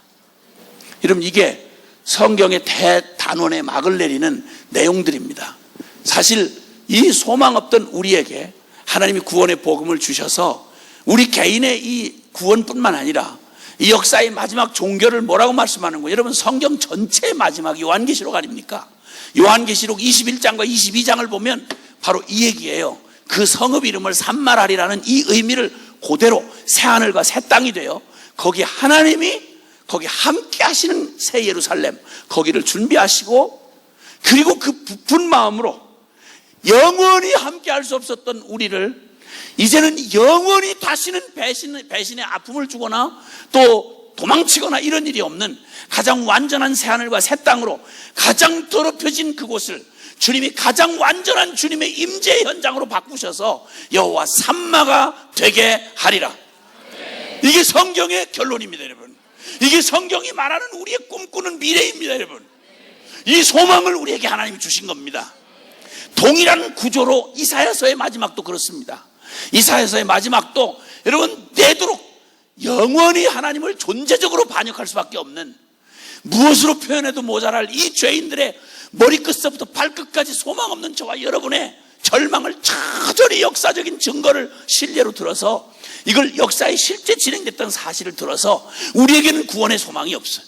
갈고 닦고 아무리 애를 써도 우리에게 새 것이 나올 수 없는 우리의 운명을, 그리고 거기 하나님의 공의의 심판이 떨어질 수밖에 없는, 그래서 하나님의 심판의 선고, 그리고 우리의 죄악의 그 비극, 이걸 쭉 말씀하신 다음에 나중에 주님께서 전혀 우리에게서 말미암지 않는 구원이 절대 우리의 행위에서나 우리의 노력에서나 우리의 혈통에서나 우리의 선행에서 나올 수 있는 게 아니라는 사실을 이렇게도 수없이 반복하여 강조한 게 주님의 말씀입니다, 여러분.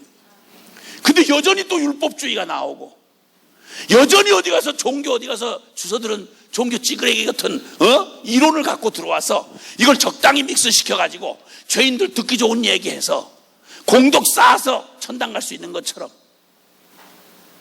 어줍잖은 우리의 자기 의를 쌓아서 어디 천국문 두드릴 수 있는 것처럼 속이는 이 가증한 거짓이 지금도 이 어리석은 죄인들, 스스로 속고 싶어서 자신들이 원하는 복음을 듣고자 하는 어리석은 교인들을 후려서 이 복음의 빛을 가리우고 구원의 문을 막는 이런 위험천만한 사단의 장난이 지금도 계속 주의 이름으로 벌어지고 있다는 거, 이거 우리가 정신 번쩍 차리고 깨어야 할 일인 것입니다.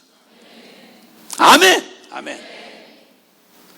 종교개혁자들이 부르짖었던 말, 여러분, 오직 은혜 아니고는 구원의 길이 없습니다, 여러분. 오직 믿음으로만 구원을 받는 겁니다. 우리의 어떠함이 아니라 주님이 이루신 오직 그 놀라운 주님의 구원의 완전한 구원 때문에 그것을 믿는 믿음으로만 구원 얻는다, 이 말입니다. 오직 그리스도 외에 우리에게 어떤 성자의 공덕도 그리고 어떤 종교적인 합의도 있을 수 없고 오직 그리스도만이어야 합니다. 할렐루야. 그리고 오직 성경이어야 합니다. 성경은 완전한 하나님의 구원의 계시인 것입니다. 하나님의 사람으로 온전케 하며 그리고 하나님의 선한 일을 행하기에 온전케 하는 주님의 완전 무결한 복음이면 충분한, 주님의 말씀이면 충분한 오직 말씀 신앙으로, 하나님 오직 성경으로 살아계신 하나님의 말씀을 우리에게 주시기에 충분합니다. 아멘. 오직 그리스도여야 합니다. 오직 하나님께 영광이어야 합니다. 그 어둡던 저 종교개혁 시절에 그 어둡던 이 진리 비진리가 판을 치던 그때에 명명백백하게 밝힌 너무도 지극당연한 진리를 가지고 굳이 개혁이라고 말을 붙이니 그렇지 원래부터 그 진리 외에 다른 게 없는데 그 진리를 다시 드러내게 하신 우리 주님을 찬양합니다. 이 사실은 구약 내내 결론이었습니다. 구약 전체 결론이었습니다. 그리고는 주님께서 자기 백성들을 그들은 배신하고 그들을 떠났어도 하나님은 그들을 결코 떠나지 아니하신 걸 에스겔 선지자를 통해서 성전을 떠나서 바벨론 그발강가에서 주님이 나타나셔가지고 성전 있는 곳에 말고 하나님을 기대할 수 있는 이런 걸 상상도 할 수 없었던 그에게 포로로 붙잡혀온, 그것도 다 주님을 배신하고 심판받아 포로로 내던져진 그들 가운데 포로를 따라오셔서 포로가 있는 그 바벨론 그곳에서 하나님이 계시를 해주셨으니 그 감격이 얼마나 엄청났겠습니까? 여기서는 하나님을 만날 거라고 생각도 못했는데 성전을 차버리고 배신한 우리를 하나님이 이제 잊으셨구나, 포기하셨구나 이렇게 생각을 했는데 세상에 거기를 하나님 찾아오신 거예요. 성전을 떠나서 그 발강가에 있는 하나님의 종, 슬픔에 잠긴 그에게, 절망에 잠긴 그에게, 포로 중에 있는 이스라엘 자기 백성을 찾아오신 거예요. 거기서 현현하시는 거예요. 상상할 수 없는 곳에서 하나님을 만났으니 얼마나 반갑겠습니까? 얼마나 반갑겠습니까? 고생 질질이 하고 있는 곳에서, 군대에서 윤일병 사건 때문에 가슴이 아픈 일인데 올 거라고는 생각도 못했던, 글쎄 아버지가 어느 날 면회를 왔단 말입니다. 감동이 얼마나 크겠습니까? 상상도 못했던 곳에 만난 하나님, 그리고는 그 주님이 모든 과정을 보여주시면서 이제 떠났던 예루살렘에 언젠가 다시 주님이 그 영광이 다시 예루살렘에 임하시면서 그곳의 이름을, 예루살렘 그 이름을, 가장 더럽혔고 가장 아픔을 드렸던 그 땅을 하나님이 가장 사랑하시는 여호와 산마라고 하리라. 여호와 산마라고 하리라. 예, 주님이 그 일을 에스겔을 통해서 구구이 말씀해 주셨습니다. 앞에 전반부에 주님이 심판받을 수밖에 없는 유대 백성의 죄악, 그리고 그들에 대한 심판, 그 다음에 이방 모든 나라, 이방 나라, 하나님은 이스라엘만의 하나님이 아니시니까 이방 모든 나라의 죄악에 대한 선고와 심판, 그리고 주님의 그 심판, 이것을 쭉 심판에 대한 말씀을 전반부에 말씀하다가, 그리고 33장에 가보면 거기에 이미 선고받은 그들에게 주님이 친히 목자가 되셔서 목자 잃은 양처럼 유리방황하고 복음이 뭔지도 모르고 어디로 가야 할지를 모르는 그들에게 주님이 거기에 목자들을 보내요. 그들을 돌이키려고 하는데 이 목자들이 전부 다 제배만 채우고, 종교 지도자들이 제배만 채우고 양떼들을 사방천지에 유리방황하게 만들었어. 여기를 가도 복음을 들어보기가 어렵고 저기를 가도 진정한 증인을 보기가 어렵고, 그래서 목자 잃은 양처럼 여기저기 성도들이 이단에 찢기고 사이비에 뺏기고, 그리고 이 문제 저 죄악에 걸려서 온통 몇 뿌리마다 흩어진 병이 들고 상하고 찢긴 양무리들을 보시다가 주님이 분노하셔가지고 내 이스라엘의 이 목자들을 내가 치리라, 심판하리라, 그리고 내가 친히 내 양떼의 목자가 되리라. 사랑하는 여러분, 기억나시죠? 예수님 요한복음 10장에 나는 선한 목자라.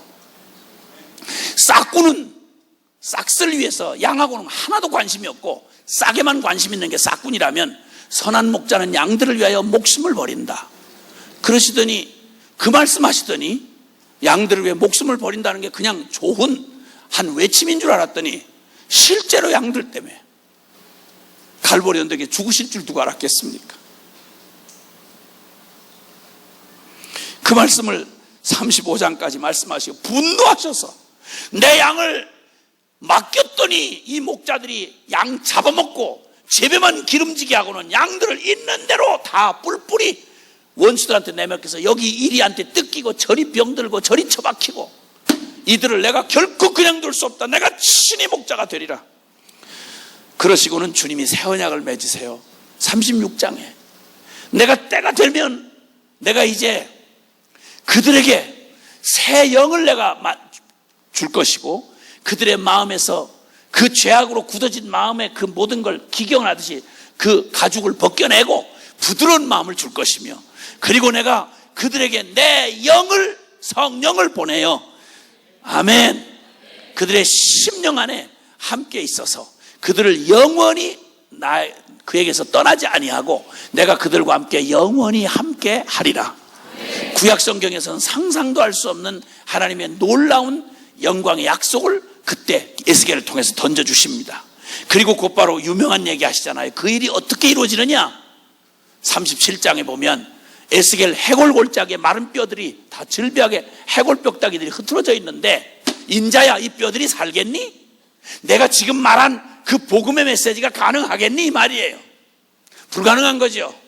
주님이 아시지요. 그건 주님만 하실 수 있는 일이지요. 이랬더니 주님께서 그러면 태어나라. 마른 뼈들을 향하여 말하라. 뼈들을 향하여 태어나라. 뼈들아 살아나라 하고 외치니까 이 뼈 저 뼈들이 들이맞더니, 그리고 가죽이 거기 이 힘줄이 덮이고 가죽이 덮이더니 생기야 불어 사방에서 불어서 죽임당한 자들에게 들어가 하나님의 거룩한 군대가 될지어다 라고 외치니 그 군대가 일어나서 하나님의 거룩한 군대가 되더라. 여러분, 이 환상을 딱 보여주시면서 마른 해골뼈다귀 같은 우리 소망 없는 우리를 어떻게 하나님이 함께 거하시는 하나님의 성령으로 살아나는 하늘 군대, 거룩한 군대가 될 것인지를 환상으로 보여주시고, 그리고는 주님께서 이제 그 배후에 악한 이 곡과 마곡이라고 하는 이 배곡의 곡과 마곡으로 상징되어진 사단의 권세를 주님이 어떻게 심판을 하실 건지를 말씀하신 이후에 40장부터 마지막 대단원을 마무리하시면서 주님이 하시는 말씀이 오늘 지금 하고 있는 이런 말씀인 것입니다. 주님이 에스겔서 40장을 들어서면서 너 눈과 귀를 열고 마음으로 내가 주는 너의 이 계시를 마음에 새기고 본 바를 이스라엘에게 다 전하라 라고 말씀하시면서 복음을 전하시는 말씀인데, 그게 여러분 구약의 이 상황에서 들었던 에스겔로서는 상상도 할 수 없는 하나님의 은혜의 그 쏘락비처럼 쏟아지는, 상상하고 자기 상식으로는 받을 수가 없는 하나님의 은혜의 선포였고 복음이었습니다. 완성된 복음을 듣는 우리에게는 그때 너무 그림자 같고 너무 희미한, 꼭 장막 뒤에 가려진 것 같은 그림자 같은 얘기 복음이지만, 그 당시 구약시대의 말로는 이 절망의 터에서 주님이 들려주신 이 복음이야말로 다 이해 못해도 그를 충격을 주기에 충분했습니다. 마른 해골뼈다귀 같은 우리를 하나님의 전능한 권능으로, 그 은혜로 어떻게 이 배신하고 다 제재값으로 망한 우리를 어떻게 하나님의 꿈꾸시던 원형으로 우리를 회복할 건가 하는 약속을 해주신 것만도 감당할 수가 없는데, 주님이 그걸 회복할 때 그냥 대강 회복하는 게 아니라 주님께서 구체적으로 성전으로 묘사된 이 당신의 백성을 회복할 때 성전을 다 청량합니다. 청량을 해서 완벽한 주님이 꿈꾸셨던 원래 성전에 요만큼도 모자람이 없도록 완벽한 새 예루살렘을 주님께서 다 일일이 주님이 청량하게 하십니다. 환상을 통해서. 그런 다음에 성전을 다시 다 정결하게 하고, 그 다음에 무너졌던, 그들이 내버렸던 성직, 제사장과 그 모든 레위인과 모든 성직을 다시 제자리에 돌려놓고, 그리고 모든 예배 의식을 다 주님 앞에서 내쳐졌던 안식일, 초하루, 매일 드리는 이 상번제, 그리고 모든 절기, 대회, 이런 것들을 다 하나님 앞에 원래 그 가치를 회복한 하나님과의 교제가 회복됐다는 의미로 그 모든 제사가 제자리를 다시 찾습니다. 이러고 모든 게 다 완벽하게 하나님의 말씀 진리대로 주님 회복되었을 때 너덜너덜 깨졌던 우리의 영혼을 다 제대로 갖추고, 그리고 하나님의 식양 따라서 말씀의 규례를 따라 그대로 성전이 회복되고 성직이 회복되고 제사가 회복되니까 드디어 하나님이 임재할 수 있는 조건이 갖춰진 겁니다. 말씀대로 다 바른 자리를 대로 찾았습니다. 그리고 정결하게 한 다음에 드디어 주님께서 에스겔서 47장에 이렇게 주님의 그 거룩한 성전이 회복되니까 하나님의 영광 떠나셨던, 에스겔서 10장에서 떠나셨던 하나님의 영광이 다시 돌아오는 환상을 보여주십니다. 그리고 성전에 다시 들어오신 다음에 성전에서 문지방에서 흘러나온 생명수를 보게 하십니다. 그 생명수를 보게 할 때 여러분 유명한 47장의 환상이 다시 펼쳐지는 겁니다. 그 성전에서 흘러나온 생명수 강이, 이게 성전에서 흘러나온 생명수 강을 청량을 해보라고 주님이 말씀하는데, 발목에, 무릎에, 허리에 나중에는 헤엄칠 만한 강물이 되어 나중에 바다로 흘러 들어가는데, 이 생명수 강이 흘러가는, 성전에서 나온 생명수 강이 흘러가는 곳곳마다 죽음의 땅이 이 생명의 물줄기가 닿는 곳마다 막 생명의 막 환희로 막 들뜨기를 시작하고, 열매를 맺기 시작하고, 죽었던 땅들이 살아나기를 시작하고, 바다가 다 소성이 되기를 시작하고, 온 천지가 하나님의 생기로 충만하게 되는 영광을 보여주시더라 이 말입니다. 이게 바로 그 기가 막힌 절망의 터에서 에스겔 선지자에게 보여줬던 환상이었습니다. 이 컨셉이 그대로 신약성경 마지막에 가면, 핍박받는 교회에서 자신도 붙들려 반모섬에 유배를 갔던 마지막 사도 중에 한 사람이었던 사도 요한이 반모섬 유배되어 간 그곳에서 꼭 사자 앞에 어린 양처럼 놓인 교회의 그 위기 앞에서 그 초라한 붙들린 종이 되어 끌려갔던 그곳에서 하나님이 성령으로 그를 이끌어 올려서 하늘의 영광을 보여주시고 역사의 전무를 보여주신 다음, 마지막 때가 되면 주님이 새하늘과 새 땅을 준비해 놓으시고, 거기서 주님이 친히 성전이 되어주셔서 성전 건물이 없는 새 예루살렘, 그곳에서 주님이 영원한, 하나님이 꿈꾸셨던 그 영원한 사랑과 축복을 우리에게 부어주시는 하나님의 그 은혜 안에서 살게 되는 그날을 주님께서 새 예루살렘으로 보여주시는, 이것과 동일한 구조를 보여주는 게 에스겔서의 모습이었습니다. 그리고 거기서 흘러나온 강이 온 땅을 다 덮어서 변화시키는 이 놀라운 일들을 주님이 말씀하시고, 그리고 이제 드디어 마지막에 그날 후로는 이 성의 이름을 여호와 삼마라 하리라. 할렐루야. 사랑하는 여러분, 주님이 가장 회복할 수 없었던 그 땅의 그 기억만큼은 지워야 할 그 배신의 그 자리에 도저히 있을 수 없는, 임재할 수 없는 그곳을 주님 바꾸어 여호와 삼마로 바꾸셨던 그 주님이 드디어 에스겔에 약속하셨던 그 약속을 성취하시려고 주님이 가장 할 수 없는, 가장 믿을 수 없는 가장 큰 일을 행하셨습니다. 때가 참에, 주님이 때가 참에 그 아들을 여자에게서 나게 하시고, 갈라디아서 4장 4절 이하에 때가 참에, 이 약속을 해오신 주님의 때가 참에 그 아들을 여자에게서 나게 하시고, 살아계신 영원한 천지를 창조하신, 온 우주도 감당할 수 없는 만왕의 왕 만주의 주가 되시는 하나님이신 예수 그리스도가, 그분이 사람의 몸을 입으시고 죄인 여자 마리아의 자궁 속에 들어오셔서 착상이 되시고 인간의 몸을 입으시고 성육신, 표현이 쉬워서 성육신이지 하나님이 사람이 되셨습니다. 그리고 그 사람의 몸을 입으시고 여자에게서 나게 하시고 율법 아래에 나게 하신 것은 율법의 정죄를 받아 영원히 심판받을 우리의 저주를 그가 감당하시려고, 그 언약 이루시려고, 여호와 삼마가 되게 하시려고, 우리의 심령을 성전 삼아 거룩한 하나님이 가장 불가능한 일, 역사의 천지에 가장 불가능한 일은 거룩한 하나님이 죄로 쪄들어버린 우리의 심령 안에 이걸 성전 삼아서 오신다는 말, 이게 가장 불가능한 일이었습니다. 역사의 기적 중에 제일 큰 기적은 거룩한 하나님이 죄밖에는 설명할 수 없는 우리의 심령, 이 거칠어진 저주받은 예루살렘 성 같은 우리의 심령 안에 주님이 오셔서 영원히 떠나지 아니하시고 우리를 성전 삼으신다는 이 얘기야말로 기적 중에 가장 믿을 수 없는 기적이요, 아멘, 은혜 중에 가장 큰 은혜인 것입니다. 여러분, 그 2000년 전 갈보리 언덕 가장 처참한 십자가, 주님조차 거기서 온 세상의 죄를 짊어지고 하늘 아버지께 버림을 받고 있던 그 순간, 갈보리 언덕에 매달리신, 십자가에 매달리신 예수님이 외친 말이 있습니다. 엘리 엘리 라마 사박다니, 하나님 하나님 어찌하여 나를 버리시나이까. 여러분, 이 고통의 절규를 하셔야 하는 그 끔찍한 비극의 현장, 처참한 십자가, 묻겠습니다. 여러분, 그곳에 하나님이 정녕 계십니까? 2000년 전 갈보리 언덕 십자가에서 예수님이 처절하게 뻘거벗긴 채로, 너덜너덜 사지가 찢긴 채로 하늘 아버지께 하나님 어찌하여 나를 버리십니까? 실제로 하나님이 그 아들을 인류의 죄인의 대신으로 삼으셨기에 거룩한 하나님이 그 아들을 버리고 있는 바로 그 처참한 십자가의 그 현장, 여러분 거기에도 하나님은 계실까요?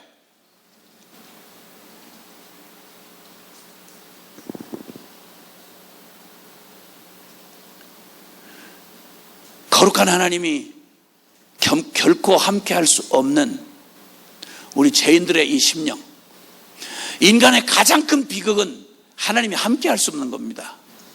모든 생명과 복의 근원이신 하나님, 그분은 우리의 존재의 근원이고, 우리가 만약 물이라면 샘이실 것이고, 우리가 나무라면 뿌리가 되시는 분이 하나님이시잖아요.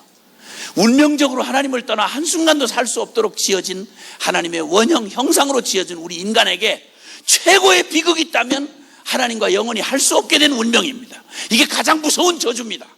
그러면 인간에게 가장 큰 구원이 있다면, 온 인류에게 들려질 가장 큰 기쁨의 좋은 소식, 복음이 있다면, 하나님과 영원히 분리되어 심판받고 저주받아야 할 우리 인간이 거룩한 하나님을 아버지 하고 부르며 그분과 함께 영원히 함께 살 수 있게 되는 것, 이거보다 더 큰 복음은 없습니다. 여러분, 모든 복음을 다 합친 복음, 이 복음이 바로 여호와 삼마요 임마누엘의 일인 것입니다. 여러분, 이사야서는 우리에게 상상도 못할 말을 하십니다.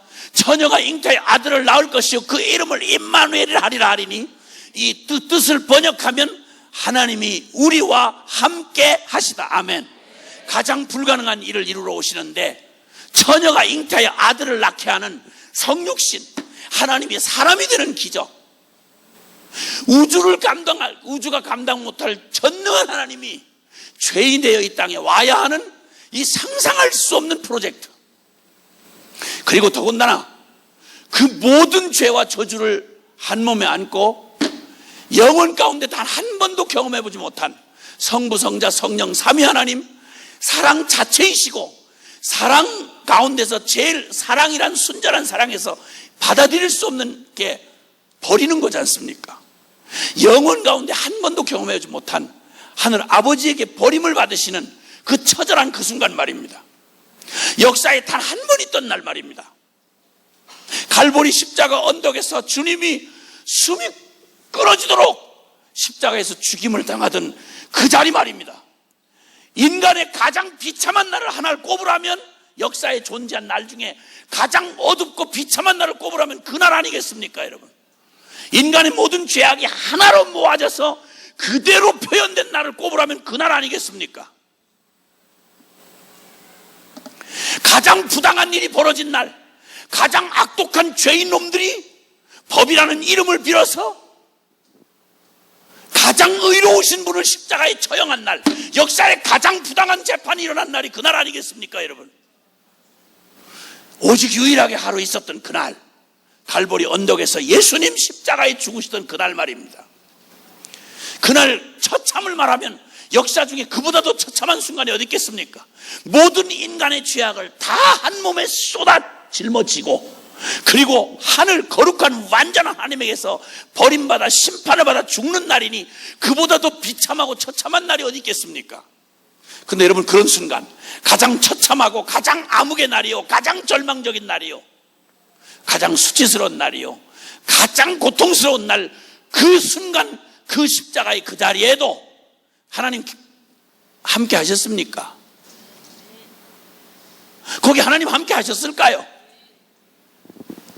그러니까 사람들이 비웃으면서 이렇게 말했습니다. 야, 예수 내려와 봐라. 네가 너를 구원해봐라. 너 구원자라며. 너 하나님의 아들이라며. 이 건방진 놈, 너 아버지가 도와줄걸? 하나님이 도와줄걸? 네가 스스로 구원해봐라. 그들이 조롱하는 말은 이 처참하게 매달리고 무기력하게 매달린 내 꼬라지에 하나님이 너와 함께 있어? 야, 천하가 다 웃을 일이다. 가장 비웃은 말이 뭐냐면 그 순간에는 하나님이 함께 할 수 없어, 이 말이었습니다. 근데 우리는 이제 한 가지 사실에 주목해야 합니다. 역사상 가장 처참한 그 순간, 역사상 가장 억울한 그 순간, 선과 악이 위치를 완전히, 원래로 말하면 선이 악을 심판해야 되는데 악이 선을 심판한 바로 그날 말입니다. 창조주가 인간, 우리 이 쓰레기 같은 인간들을 심판하셔야 되는데 이 피조물인 이 찌끄러기 같은 이 쓰레기 같은 놈의 인간들이 가장 완전한 의이신 예수님을 심판하에 매라는 자리, 바로 그 자리가 가장 부당한 자리요, 가장 억울한 자리요, 가장 저주받은 자리요, 가장 어두운 자리가 갈보리 언덕 십자가 아니었겠냐 이 말이에요. 근데 이 자리에, 이 순간에 하나님 함께 하실까요? 여러분, 우리는 때때로 살다가 너무 당혹스러워서 이런 말을 합니다. 하나님 왜 날 버리셨습니까? 하나님 어디 계십니까? 하나님 왜 나를 돌아보시지 않습니까? 하나님 보이질 않습니다. 느껴지지 않습니다. 하나님 나와 함께 하시는 건 사실입니까? 당황해서 물을 때가 많습니다. 이 순간에는 주님이 함께 하시지 않는 거야. 이게 뭐가 하나님이 함께 하는 거야 이거. 그럴 수 없어. 여러분, 이렇게 이 기가 막힌 순간들이 우리에게 있을 수 있습니다. 그 어떤 것보다도 더 절망스러운 건 내가 나를 용서할 수 없을 때입니다. 내가 나를 용서할 수 없을 만큼 이 큰 사랑을 받았는데, 내가 이렇게 하나님의 큰 기대를 얻었었는데, 이렇게 중요한 일을 나한테 맡겨주셨는데 난 안 돼, 난 틀렸어, 나 같은 놈하고 주님이 함께 할 수 없어. 아무리 위로를 해도 위로가 되지 않는 때가 있습니다.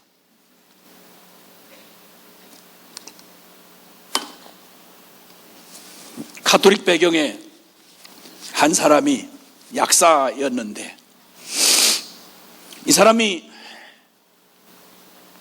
가톨릭 내에서 평신도로 무슨 예전위원장인지 할 정도로 존경을 받던 사람이었습니다. 근데 그 부인이 먼저 십자가 복음을 만나고 뒤집어졌어요.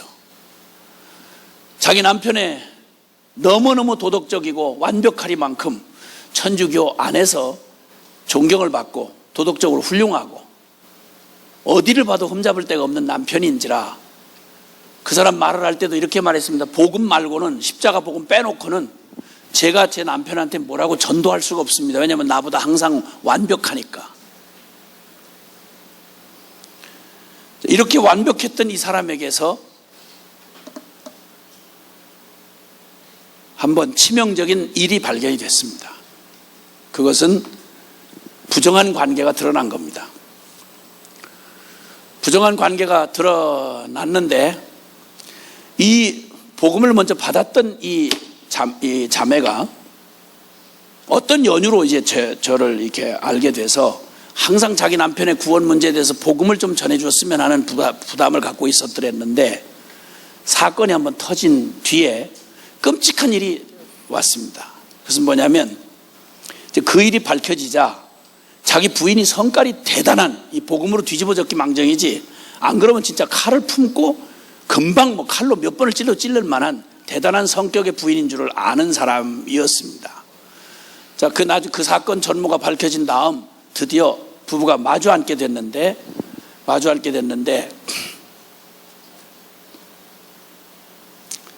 그 부인이 마주 앉게 된 남편한테, 남편이 고개를 들지 못하고 그의 정말 자신이 의롭다고 생각하고 다른 사람을 늘 이렇게 하대하듯이 이렇게 보는 정말 스스로의 자기의가 충만한 사람이었는데, 갑자기 이제는 끝났구나, 이 여자가 나를 칼로 찔러도 몇 번을 찌를 만한 일이니까 이제 죽었구나, 법의 심판을 받기 전에 저 마누라 손에 죽겠구나 하고 각오를 하고, 아야 죽을 각오를 하고, 나 같은 놈 죽어도 싸다 그렇게 하고는 그저 탁자를 사이에 두고 앉아있는데, 갑자기 아이나 다를까 자기 부인이 자기 남편 손을 끌어다가 탁자 위에다 놓고 자기 두 손을 이렇게 꽉 누르더랍니다. 두 손을 이렇게 붙잡은 다음에 칼로 목을 따려고 그러는 모양이다. 그런 생각을 하고 눈을 지끈 감고 칼이 목에 들어오기를 기다리고 있는데, 근데 목에다 힘을 주고 이렇게 칼이 들어오면 일단 힘을 주고 이렇게 하고 긴장을 하고 있는데 칼이 안 들어오더래요. 계속 차마 눈은 뜰 수가 없으니까 처음부터 눈을 감고 있었고, 근데 그러더니 뭐가 이렇게 뜨거운 액체가 그 손을 겹해서 누르고 있는 그 부인의 손 사이를 이게 흘러서 자기 손으로 젖어드는 거예요.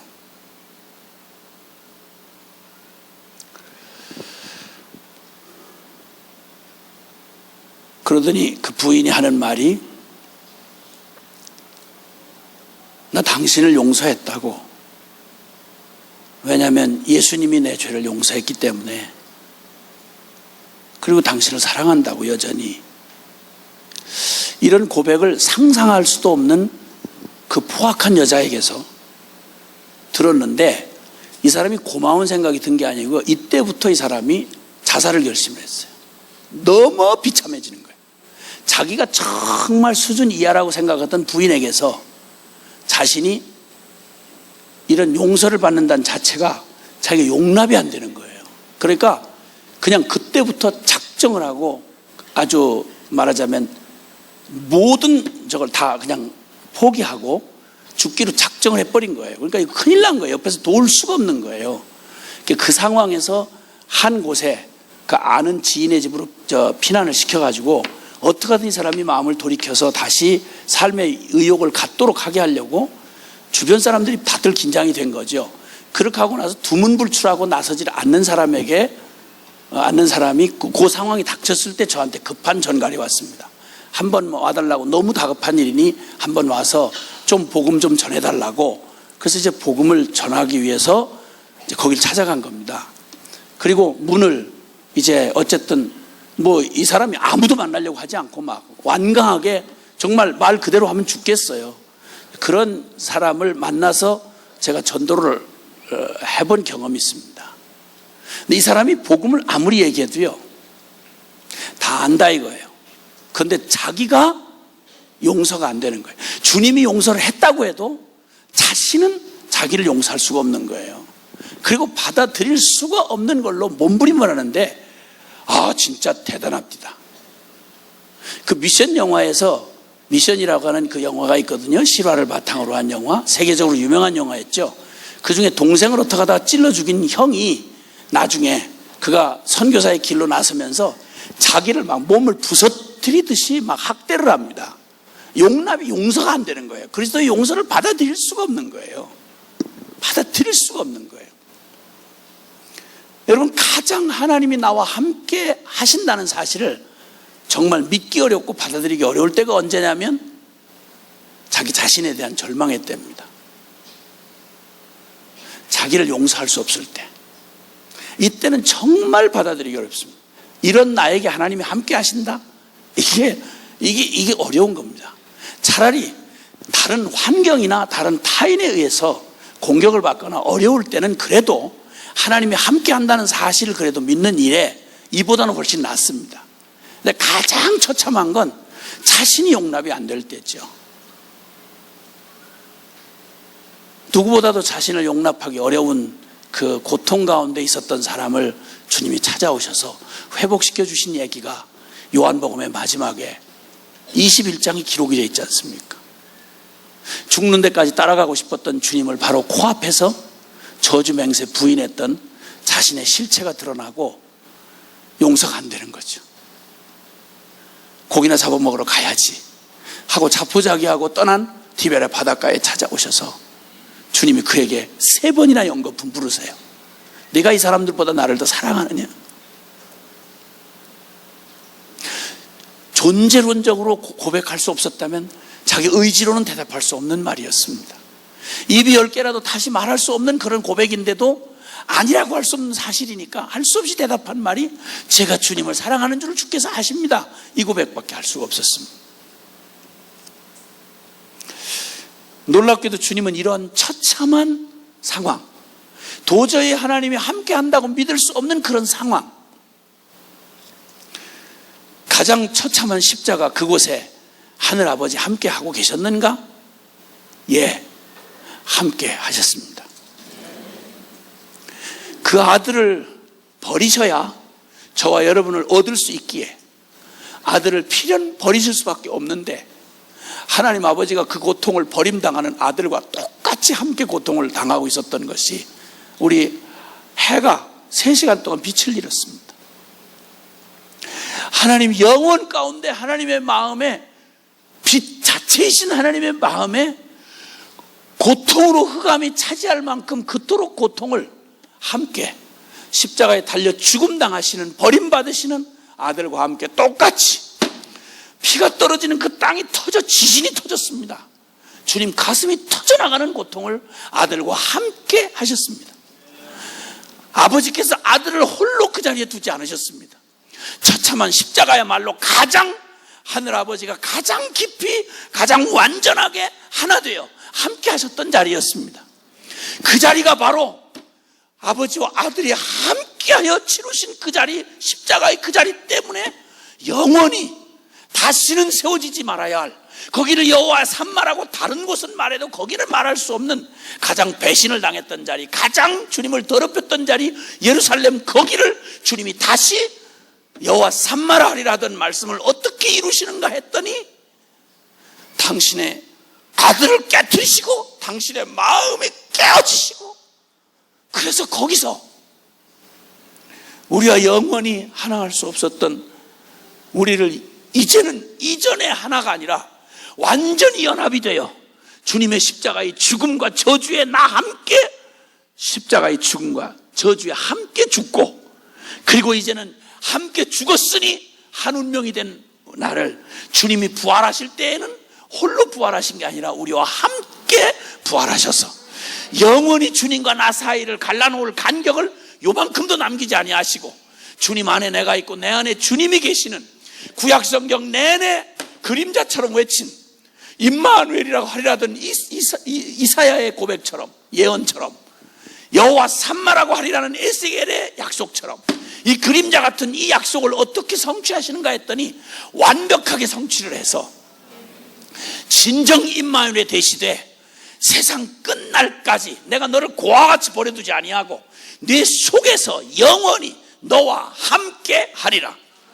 성령으로 우리 안에 영원히 함께 하시며 여호와 산마가 되시고, 그리고 임마누엘이 되셔서 주님과 나를 영원히 뗄 수 없는 이 완전한 복음으로 우리를 하나 되게 하시는 그 하나님 말입니다. 그 하나님이 함께 하심으로 이제 주님 앞에서 복음으로 주님과 연합된 우리가 가서 맞이하는 어떤 상황에서도 이런 질문을 하지 말아야 합니다. 하나님 지금도 나와 함께 하십니까? 이렇게 말하면 안 됩니다. 그 말은 있을 수가 없는 말입니다. 복음을 바로 알았다면 주님은 우리와 함께 하시는 것입니다. 아멘. 역사가 다 뒤집어져도, 상황이 아무리 처참하고 아무리 빛이 보이지 않는 흑암 중에서라도 우리가 분명히 아는 사실 한 가지는 거기 주님이 함께 하시는 것입니다. 할렐루야. 주님이 거기 계신다. 주님이 그 순간 바로 그 자리에 계시는 주님으로 우리와 함께 하시려고 주님이 놀라운 은혜를 부어주셨습니다. 사랑하는 여러분, 여호와 산마라 하리라, 그 성읍 이름을 여호와 산마라 하리라. 요한계시록에 이제 복음이 완성된 지금 우리에게, 그리스도의 십자가로 그리스도와 함께 된 하나 된 우리에게 주님이 보여주신 여호와 산마는 요한계시록 21장에 새 하늘과 새 땅을 준비하시고 새 예루살렘이라고 했던 그곳, 여러분 거기서 주님은 몇 가지 그 주님이 여호와 산마가 된 바로 그 새 예루살렘의 모양을 우리에게 보여주시는데, 그것은 그 중심에, 여호와 산마의 그 중심에는 하나님과 어린 양의 보좌가 거기 중심에 있습니다. 구원받고 십자가와 연합된 우리의 중심에는 주님이 그냥 임마누엘 이런 표현으로는 모자란 주님 우리의 마음 중심에 주님의 보좌가 있습니다. 그 말은 주님 우리를 통치하신다는 말입니다. 우리를 다스린다는 말입니다. 그 주님의 통치는 사랑과 정의의 왕 되신 우리 주님의 통치인 것입니다. 요즘에 워낙 나라에 대한 그런 불만이 많은 때인지라 아마 이런저런 영화들이 히트를 치고 있는 영화들이 주제들이 대부분 지도자에 대한 얘기들로 많이 이렇게 등장하고 있는 것 같습니다. 이순신의 얘기도 국민을 위해서 자기 자신을 백성들을 사랑하여 자신을 살신성인으로 자신의 몸을 기꺼이 내어 던지는 한 시대의 이순신을 통해서 보여주고 싶어하는, 이 시대가 그리워하는 지도자상을 거기서 그려내고 싶어했던 영화가 많은 사람들의 마음을 감동을 주고 있습니다. 꿈에도 그리는 백성을, 연약한 백성들, 억울한 백성을 돌보고 탐관 오리들을 정의의 편에서 분명히 정의를 실행하고, 그리고 자신을 돌보지 아니하고 백성들을 위해서 헌신하는 이런 지도자상을, 현실에서는 불가능한 그런 지도자상을 꿈꾸면서 그런 왕을 기다리는 그런 백성들의 모습을 여러 지도자의 모습으로 보여주는 영화들이 지금 요즘에 많이 나오고 있는 걸 봅니다. 네, 여러분, 진정한 왕, 참된 왕은 사실은 없습니다. 그런 왕이 이 땅에 존재할 수도 없거니와 그렇게 꿈꾸던 이상향은 그런 왕이 또 오래 살지를 못합니다. 조선과 고려와 조선이 우리 이 땅에 존재했던 왕들만 해도 단명을 했습니다. 저만큼 산 사람도 거의 없더라고요. 거의 다 죽었습니다. 너무 좋은 왕은 일찍 죽고, 악한 왕은 능력이 없어서 노력은 해보지만 한편은 좋지만 한편은 이루질 못하는, 반편밖에 될 수가 없는 게 인간 왕입니다. 그런데 놀랍게도 우리의 왕 대신, 우리의 영원한 왕 대신 우리의 왕이신 주님은, 그분은 영원한 사랑으로 우리가 꿈꾸는 것하고는 비교할 수 없는 완전한 사랑의 왕이십니다. 그리고 정의의 왕이십니다. 결코 불의와 타협하지 아니하시며 그는 진리로 다스리시며 그리고 공평과 정의를 하수같이 흘러보내는 완전한 왕이십니다.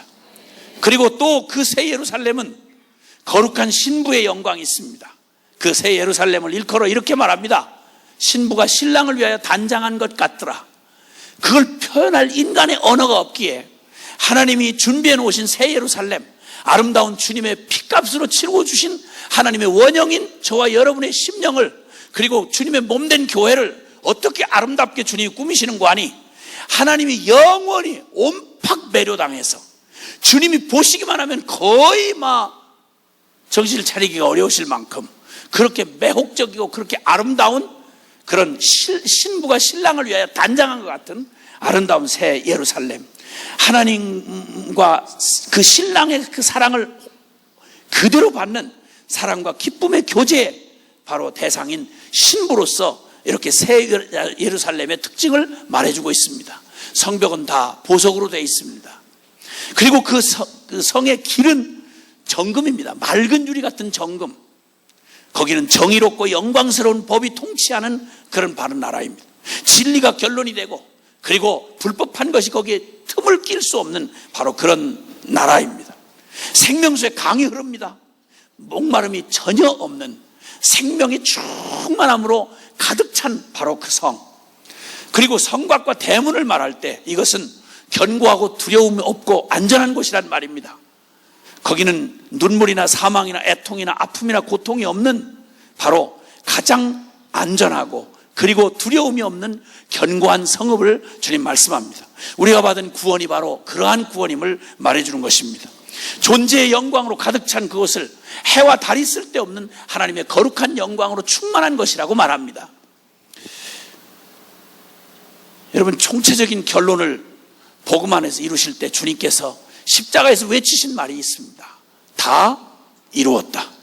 그토록 꿈꾸던 에스겔의 환상, 그토록 꿈꾸며 바라보았던 톱으로 켜죽임을 당하면서 포기할 수 없었던 이사야 선지자의 그 결론, 성경 전부가 외치며 그날을 바라보며 그 일이 어떻게 이루어질까를 주목했던 바로 그 일을 주님이 어디서 이 완성을 선포하셨는고 하니, 역설적이게도 처참한 십자가 갈보리 언덕에서 주님이 외치시기를 다 이루었도다. 저주가 끝났도다. 심판이 끝났도다. 두려움이 끝났도다. 우리의 비루함이 끝났도다. 우리의 반역이 끝났도다. 아멘. 십자가에서 정확히 부딪힌 사람은, 십자가를 정확히 만난 사람은, 다시 말하면 십자가의 죽음을 나의 죽음으로 온전히 받아들인 사람을 말하는 것입니다. 감동만 찔끔 받은 사람 말고 십자가의 죽음에 온전히 참여한 사람은 주님의 이 선포, 다 이루었다. 하나님의 완전한 사랑을 받기에 조금도 부족함이 없는 완벽한 주님의 모든 공의를 충족시키고 우리의 모든 저주와 심판을 끝장을 내시고 그리고 모든 원수의 공격을 끝낸 바로 그 자리, 그게 바로 십자가 완성의 자리인 것입니다. 십자가 복음이야말로 여러분, 우리에게 모든 숙제로 남겨져 있던, 저 뜬구름 잡듯 하던 우리의 이 목마름과 갈망을 한 방에 끝내준 자리, 하나님의 완전한 지혜와 능력이 거기서 함께 드러난 그 자리, 주님의 사랑과 공의가 절묘하게 완성된 바로 그 자리, 그게 바로 십자가의 그 자리인 것입니다. 십자가를 날마다 묵상하셔야 합니다. 더 깊이 십자가의 은혜 안으로 들어가셔야 합니다. 찔끔받은 구원의 확정용으로만 잠깐 보고 믿었다 치고 넘어가시면 안 됩니다. 십자가는 평생에 깊이 묵상하셔야 합니다. 얼마나 완전한 사랑을 주셨는지, 얼마나 떳떳하고 당당한 우리에게 은혜를 베풀어 주셨는지, 얼마나 부끄럼 없이 하나님 앞에 완전하게 나아갈 수 있는 길을 열어주셨는지, 여러분, 원수의 어떤 공격에도, 우리의 어떤 연약함에도 흔들리지 않을 만큼 십자가의 진리에 깊이 침잠하셔야 합니다. 바울은 이 십자가의 고난의 의미를 정말 알고 싶어 했습니다. 십자가의 고난의 의미를 더욱 깊이 경험하고 싶어 했습니다. 그리고 부활의 영광에 참여함을 알고 싶어 했습니다. 주님을 안다는 건 대강 안때에 우리의 어떤 문제를 해결해 준 한 분이 과거의 한 분이 아닙니다. 그분은 우리에게 무한히 그분의 영원한 은혜의 샘으로 우리를 인도하기에 충분한 영원한 은혜의 주님이십니다.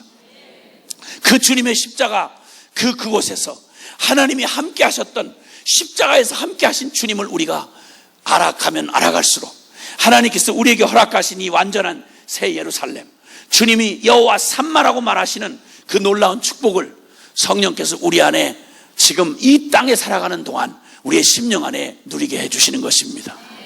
얼마나 감사하고 감격스러운 일인지 주는 우리 말씀의 성취를 우리 보고 있습니다. 헤브론의 순종의 걸음을 통해서 보았습니다.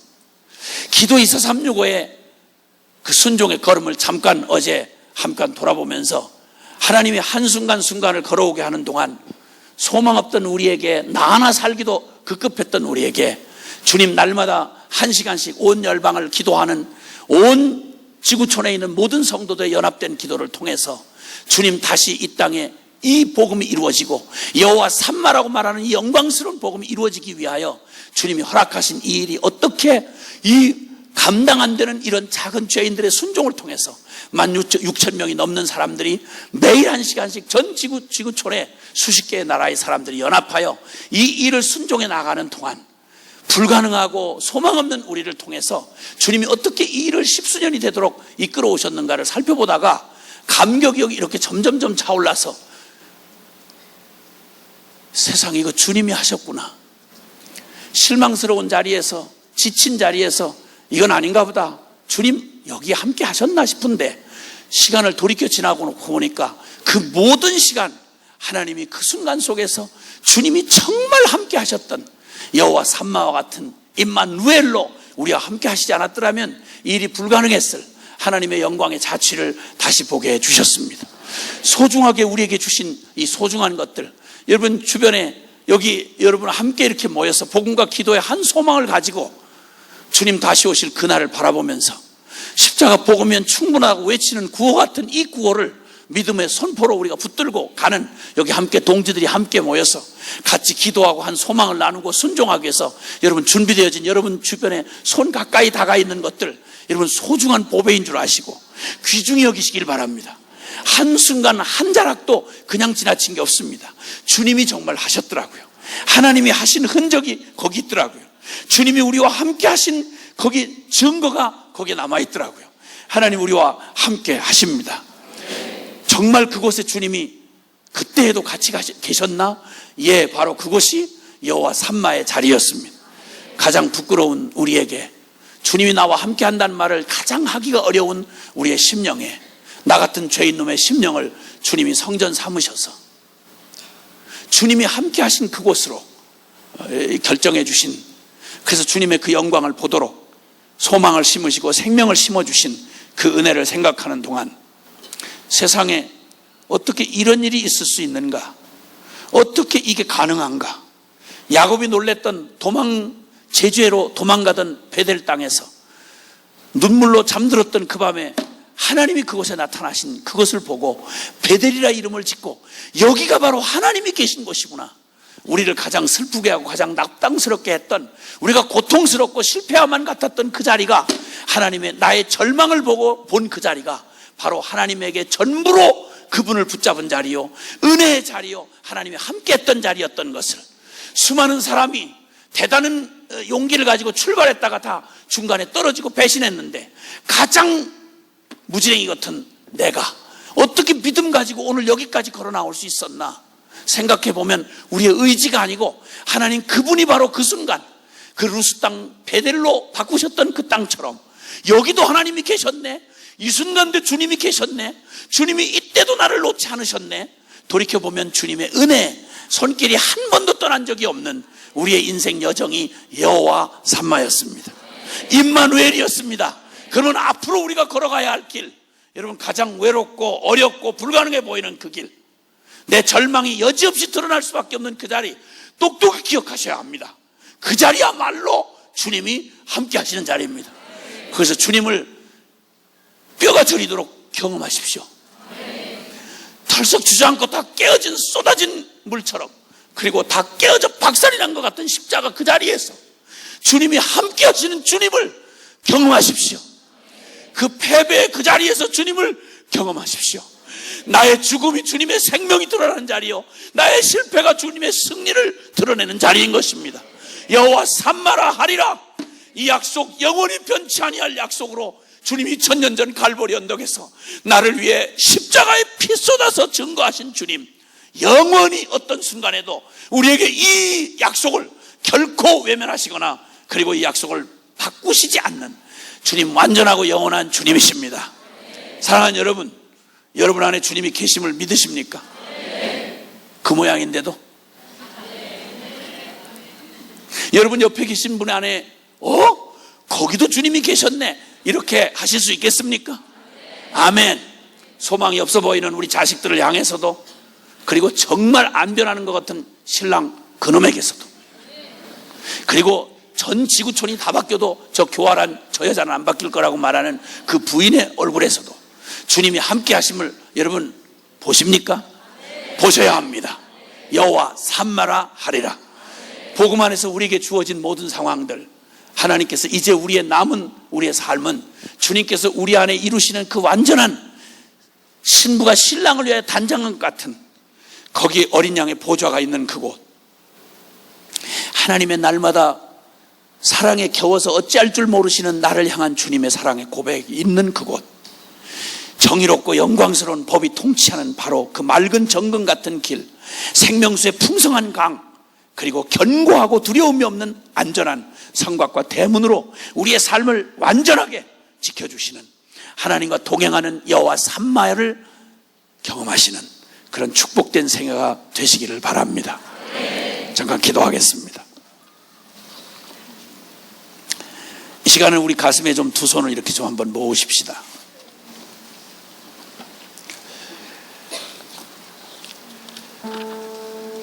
도저히 지금에는, 그리고 내게는, 이 순간에는 함께하는 주님을 도저히 느낄 수도 보이지도 그리고 들을 수도 없었던 그 막막하고 암담한 그 순간, 거기서만큼은 그렇게 무참하게 주님을 배신하고 주님에게 아픔을 드렸던 예루살렘 그 터만큼은 여호와 삼마라고 부르는 그 일이 불가능할 것 같은 그곳, 여러분 예루살렘보다 더 더럽게 변질하고 더럽게 타락했고 더럽게 주님을 받을 수 없었던 그곳만 생각하면 주님을 향한 배신이 생각나고 더러운 음란이 생각이 나고, 그래서 거기만큼은 버렸어야 할 바로 그 타락하고 무너진 예루살렘 그 성읍이 나의 심령은 혹시 아니었습니까? 근데 놀라웠게도 그곳을 성전 삼으시고 그 안에 새 예루살렘 같은 아름다운 주님의 거처를 삼으셔서 여호와 삼마라 하리라. 여러분, 이 놀라운 주님이 우리에게 고백하신 이 고백을 우리가 듣게 됩니다. 주님과 함께 떠나온 길이고 출발한 길인데 어느덧 때때로 주님이 보이지 않고 잡히지 않고 그리고 느껴지지 않아서 주님 나와 함께 하시는 건가? 나를 혹시 잊지 않으셨나? 주님 나를 혹시 듣지 못하신 건 아닌가 싶은 그 순간에도 여러분 기억하셔야 할 것이 있습니다. 가장 처참한 십자가 그 자리에 하늘아버지가 가장 진하게 함께 계셨습니다. 주님, 우리가 가장 믿을 수 없었던 그 순간에도 우리와 함께 할 수 없는 내 스스로가 나에게 절망하여 포기한 그 자리에서도, 나는 포기했어도 주님은 이렇게 말합니다. 나는 너희 가운데 함께하는 여호와로라.